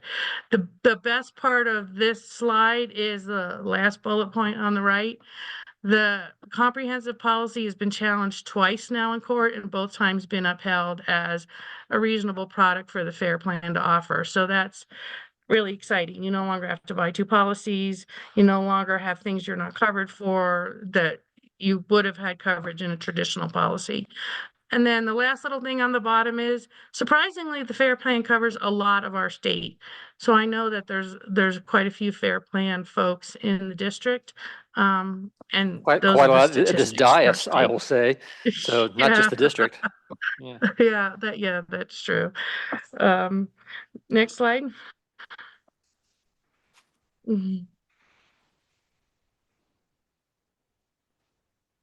Oh, this is the exciting slide that everybody wants to hear about. In addition to the Firewise USA discounts that Commissioner Lara had put out, 22, I'm going to say. I'm not exactly sure. He's added 2 more discounts this year. On the left, it's the immediate surroundings protections discount. Basically, it's to your defensible space. This is your vegetation. If you do all those 3 bullet points, you can get 5% more off of the fire portion of your policy. And you'll notice that bullet point number 3, it includes compliance with state law and local ordinances. So this is important to, again, to people in our district, and all the things we're doing with the weed abatement, helping people understand it, all keeps them eligible for this discount if they get themselves, if their property is in a place where they're on the fair plan. The one on the right leans into, it's all the structural hardening type of things that isn't in our HIZ rebate program, but is taught in our HIZ assessments. So you have to do those items, all of those items to get that other 10%. So wildfire mitigation is making an impact. Collectively, you can get 25% off your fire premium at the FAIR plan if you participate in FireWise and then manage your property for structural hardening and vegetation management. So, and this discount is already available. Excellent. Thank And you. that is the end of the FAIR plan update. Comments, questions? I have a question. Please, Jim. Actually, I have two questions. Number one, do any of these discounts parallel what the private insurance is also able to, or demanded to offer, or not? Or just simply this is insurance of last resort? With FireWise discount, everybody has to offer that. That went that went out as an executive order in fall of 2022 and was effective in April of this year. So if you're in a FireWise community, all carriers in the state have to offer you a FireWise discount. And it's a great question on the other two new ones, and I will have to look that up and get back to you.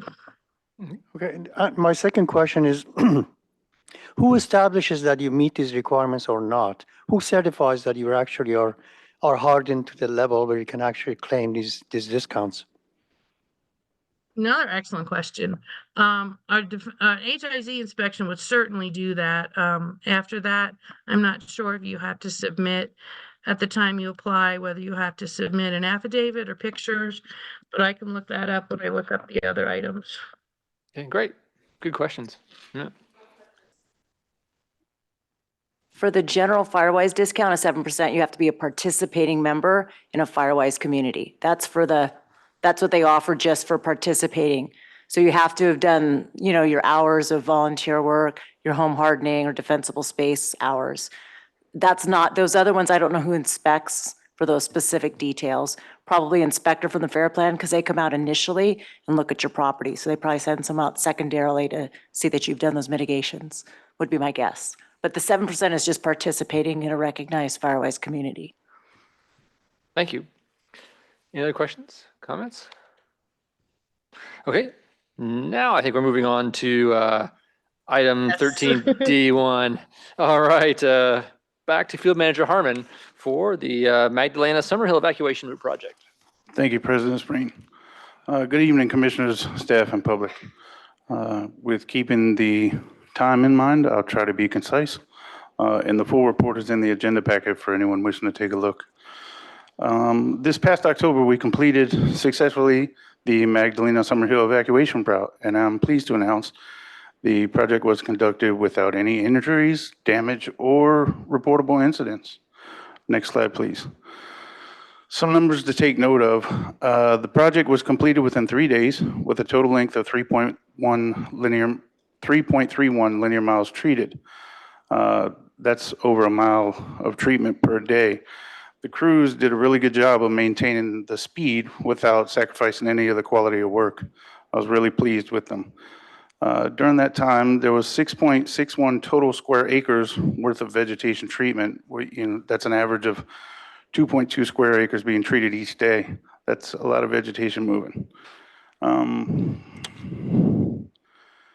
We removed a total of 106 cubic yards of vegetation, which, to give you kind of a visual image of that, that's roughly 5 dump trucks full of chipped material.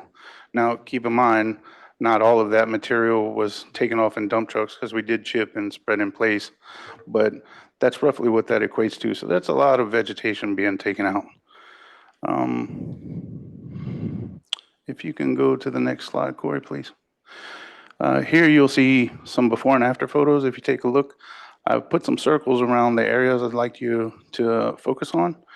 If you look at set 1, this is an example of removing lower hanging branches, which we call limbing up. This is really to separate the canopy from the lower lining vegetation and plants on the ground. And set 2, this is an example of thinning out overgrown vegetation and putting some separation between the ground cover.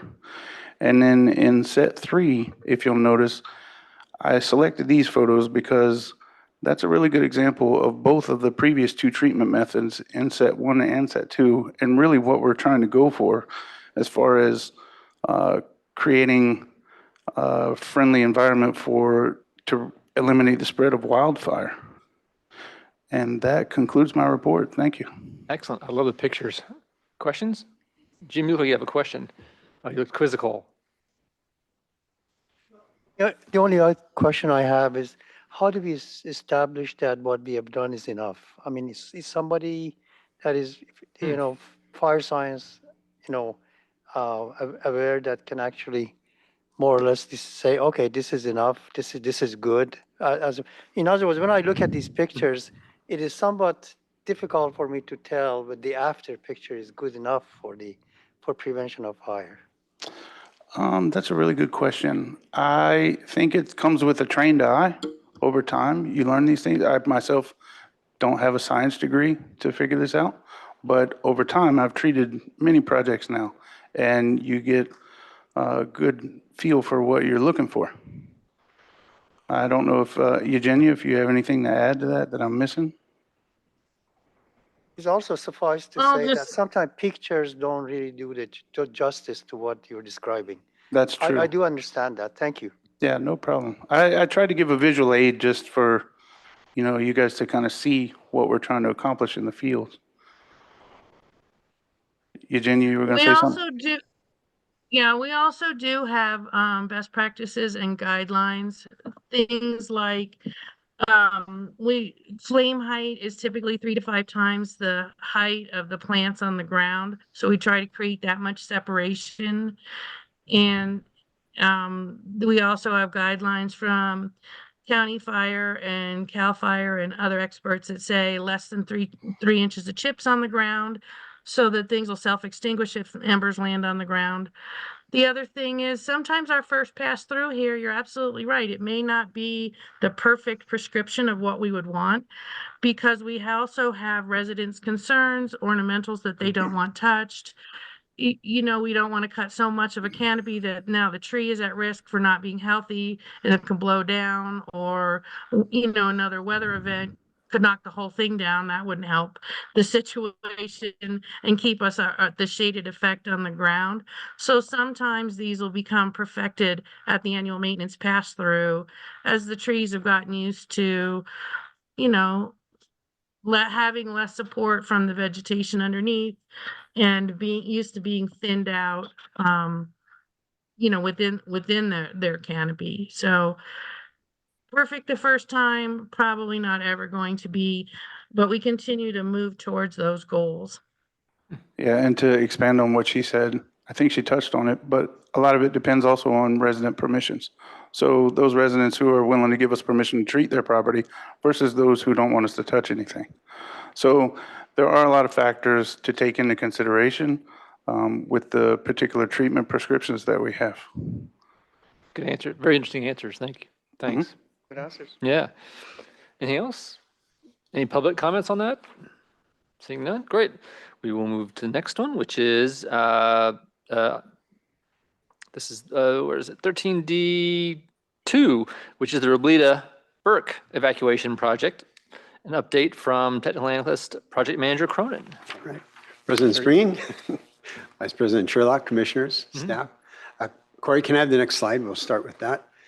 I am presenting our Roblita Burke evacuation route, but I want to take us back to November. I'm sorry, let's go even further. Let's go back to October. This is a slide I would hope to present to you then. We were a little bit quick at that meeting. So let me go back and make sure that we cover this completely. Highway 280 is our primary evacuation corridor for Los Altos Hills and also for a number of other communities. So it's going to be busy. So we looked at this as when we were planning our evacuation routes. Where can we make the most impact? So where are our most vulnerable neighborhoods, and which routes would have the greatest capacity and provide the greatest benefit? Our Western Hills are probably the most vulnerable. Large travel distances, narrow, steep roads that are pretty windy and lots of vegetation. So our first escape routes were Page Mill Road, Moody, El Monte, and Altamont, and that all went well. With those routes completed, we then started looking at, well, how can we start relieving some of the pressure? Specifically, we looked at Page Mill for that on-ramp. So if Page Mill starts to back up, we got a problem. So we looked at Arrastradero. So that allowed us to relieve some pressure from the on-ramp and get the traffic down to Foothill Expressway and relieve that way. With that, we then looked at our South District and Mora Drive. Hardening that brought us to an overpass that could get over 280 and again to get access to Foothill Expressway. The other road involved in that program was Ravensbury.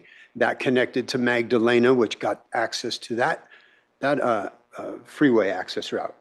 Okay, so now we just heard Magdalena Summerhill was completed, so that really completed around that on-ramp and then continued again. How can we get some more people off over to Foothill?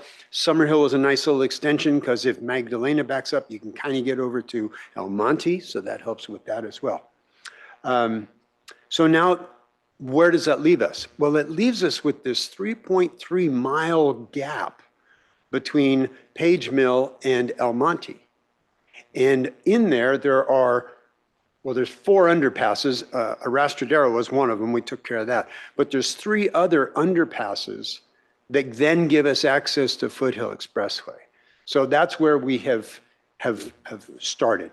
So jump ahead now to November. So those roads are Elena, Roblita Burke, which I'll talk to you about, and La Barranca. May I have the next slide for us? All right, so jump ahead to November. We had just information, electronic information given to you, our presentations, no actual talking to you. So at that point, we let you know, hey, we're about ready to kick off Roblita Burke. So since the last in-person, we tried a couple of new things. From the Mora Ravensbury, we learned, well, maybe some community outreach could be improved, and we implemented that with Harmon's project on Magdalena Summerhill. We put our signs out a little bit earlier. We did that community outreach meeting. We did a postcard up front to catch people's attention and tied a graphic in with the sandwich boards we put out to try and get people's attention. So we did that as well with this. So since our October meeting, we had the roadway signs out. We did some door knocking. We held that community meeting. We went out, we made some appointments and went and visited with a couple of residents at their residence and walked through their property and addressed their concerns. We then had our November meeting, which was all virtual, and our project started the very next week. And we completed it in 4 days. So we did it all in November, and it went swimmingly. So can I have the next slide, please? So the project is completed. We did 5.1 miles of shoulder. We completed it on that Thursday. Again, a pretty fast route because a fair amount of it was residential. And so we could move right along, 1.28 miles per day. We treated about 12.37 acres. 3 acres a day. You can see our total yardage there, 151 cubic yards. A couple of before and afters. Again, whether that's the absolute prescribed lift, we tried to get up to something reasonable over the roadway so that we don't transmit up into those. I really like those pepper trees. They look so beautiful like that, but then again, it's still park-like once we've treated them. And I think it was well received by everyone. And with that, I'll give you one more slide. And again, it's just another example of some treatments. This particular corner was lovely. Some beautiful redwood trees. I really want to be careful there. And I have to give kudos to, the contractors we hire through Fire Safe Council. They have a lot of experience and they just really know what they're doing with these trees. And they limbed them up beautifully. If you look, it's nice that car showed up just right there. When I took the picture, it really improves the visibility on that corner.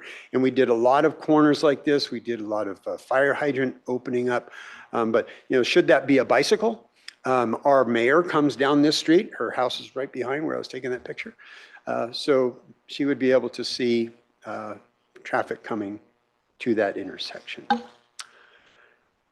End of report. Questions? Jim? Since I made a comment in the previous presentation, I have to tell you, I just walked this exact route last Sunday, and it really is wonderful. Thank you. Seriously.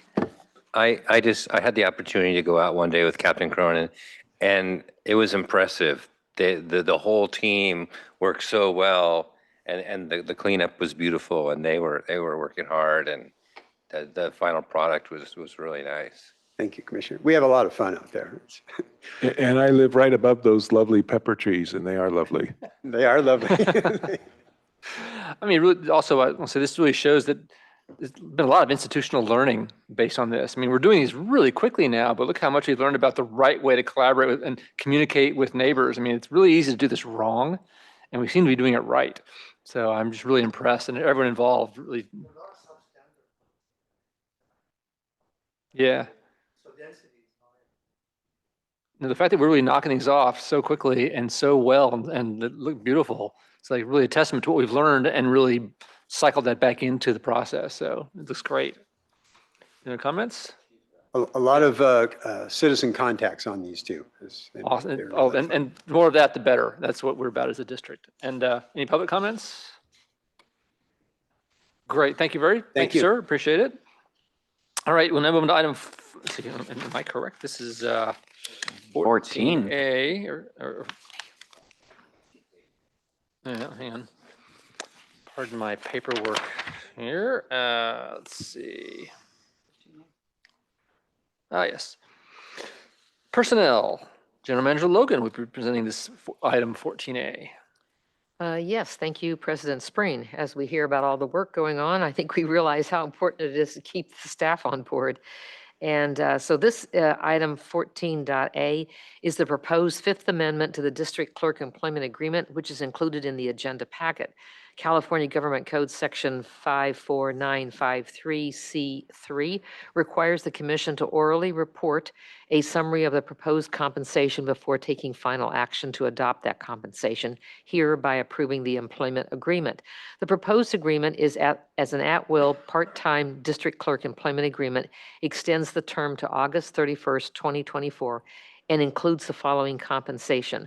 Wages, the proposed Fifth Amendment sets the rate of pay at $68 per hour, which shall be effective February 1st, 2024. The proposed employment agreement does not provide vacation, holiday pay, medical benefits, or retirement benefits. I recommend approval, and I thank you. Thank you, General Manager Logan. Any clarifying questions from the Commission? Seeing none, I'd entertain a motion and a second on this. CG moves we approve. You? Sherlock seconds. Excellent. Any discussion? Seeing none, any public comments? Seeing none, let's vote. Okay. President Spring? Yes. Vice President Sherlock? Yes. Commissioner Basiji? Yes. Commissioner McDonald? Yes. Commissioner Tonka? Yes. Commissioner Tyson? Yes. Commissioner Warren? Yes. Motion passes 7-0. And that should go with our thanks as well. Thank you. Yeah. Okay, moving on to 14B, Employee Assistance Program Report. This will be Strategic Planning Consultant Scott providing a report for us. Hi, thank you, President Spring. Good evening, everyone. Included in the agenda packet, item 14B is a memorandum report that provides information on an employee benefit and employee assistance program, also known as an EAP program, currently under review by myself and the general manager. This item falls within strategic plan goal number 4, sustainability, and supports employee well-being and staff retention.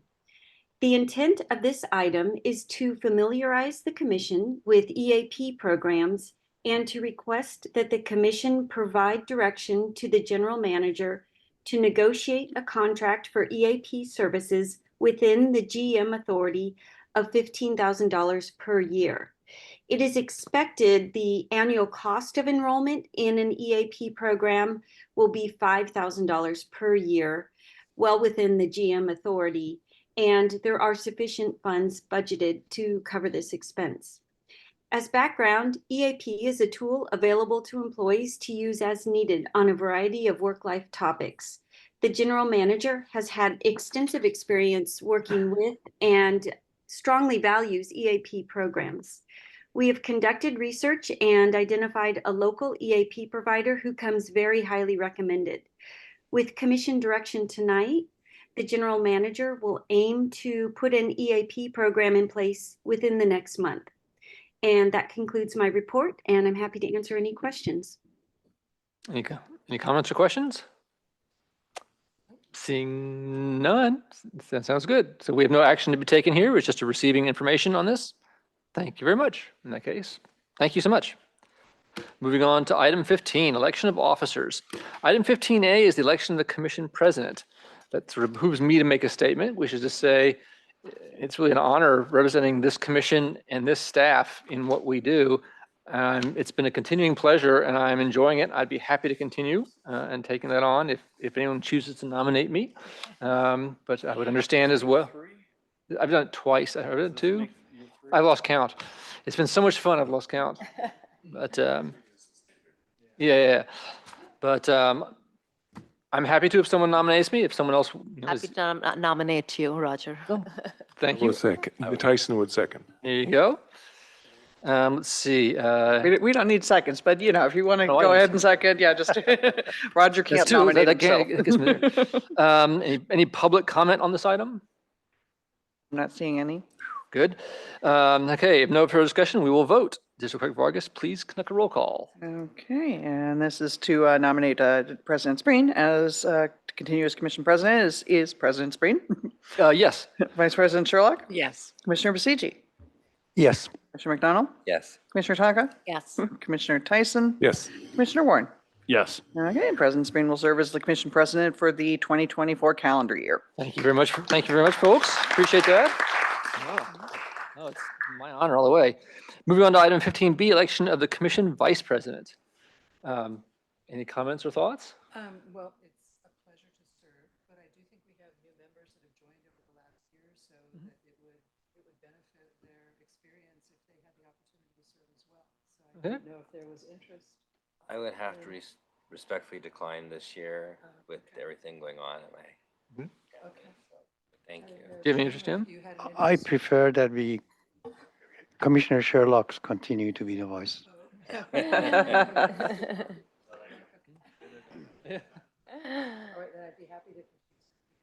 Excellent. I'd be happy to nominate. Okay, so Roger Vice- will make the official nomination on the, yeah. Second, Tonka. Yeah. Any All right. discussion? Seeing none. Any public comment on this? Seeing any? Good. Then let's vote. Okay, President Spreen? Yes. Vice President Sherlock? Yes. Commissioner Basigi? Enthusiastic, yes. Hey, I didn't get enthusiastic. Commissioner McDonald? Yes. Commissioner Tonka? Yes. Commissioner Tyson? Yes. Commissioner Warren? Yes. Okay, and Vice President Sherlock will continue to serve as the Vice President for the 2024 calendar year. Yeah. All right, moving on to item 16. This is modifying, this is weird, modifying the location of the February commission meeting. District Clerk Vargas, could you please present this? Yeah, so at our October meeting, you approved the 2024 calendar year, and Town Hall was supposed to be under construction. So on the officially posted calendar, we said we were going to hold it at the Gardner Bolus multipurpose room. We have since been informed by town staff that this space will be available to have the meeting here. And so just for ease, and I think just to stay with what we're used to, we'd like to officially, so this resolution that you're approving here is pretty much just amending the schedule to say that February's meeting will be held here instead of Gardner Bolus. Thank you very much for that. Any questions on that? This should make everyone's life easier. Yeah. So, okay. Entertain a motion. Jim moves. I second. You have a second there. No, I'm sure there's no discussion. Any public comments? I'm not seeing any. Great. Let's vote. Okay. President Spreen? Yes. Vice President Sherlock? Yes. Commissioner Basigi? Yes. Commissioner McDonald? Yes. Commissioner Tonka? Yes. Commissioner Tyson? Yes. Commissioner Warren? Yes. And the motion passes 7-0. Thank you. Moving on to item 17, commission member reports. This is an opportunity for commissioners to provide reports on any future agenda topics. Any comments from the commission on any future topics? Expecting any? But I don't want to rush past it. Any public comment on this item? I'm not Not seeing any. expecting any. Thank you. Moving on to item 17B. This is the notice that the next regular commission meeting is now scheduled for February 20, 2024, in person at hybrid at this very place, the Los Altos Hills Town Hall Chambers. Any additional comments on this? I doubt it because we just had a chance. I don't think there are any public comments on this. No. So in that case, we can finally move on to item 16. And I thank everyone for your patience and your attention throughout the evening. It's adjournment. So this concludes the January 16th, 2024 regular meeting of the Los Altos Hills County Fire District. The meeting is adjourned at 10:43 p.m. I'm sorry to have had the record of I think this is my longest of my tenure. We'll work on going the other direction. Emergency Service Manager BB, please stop the recording.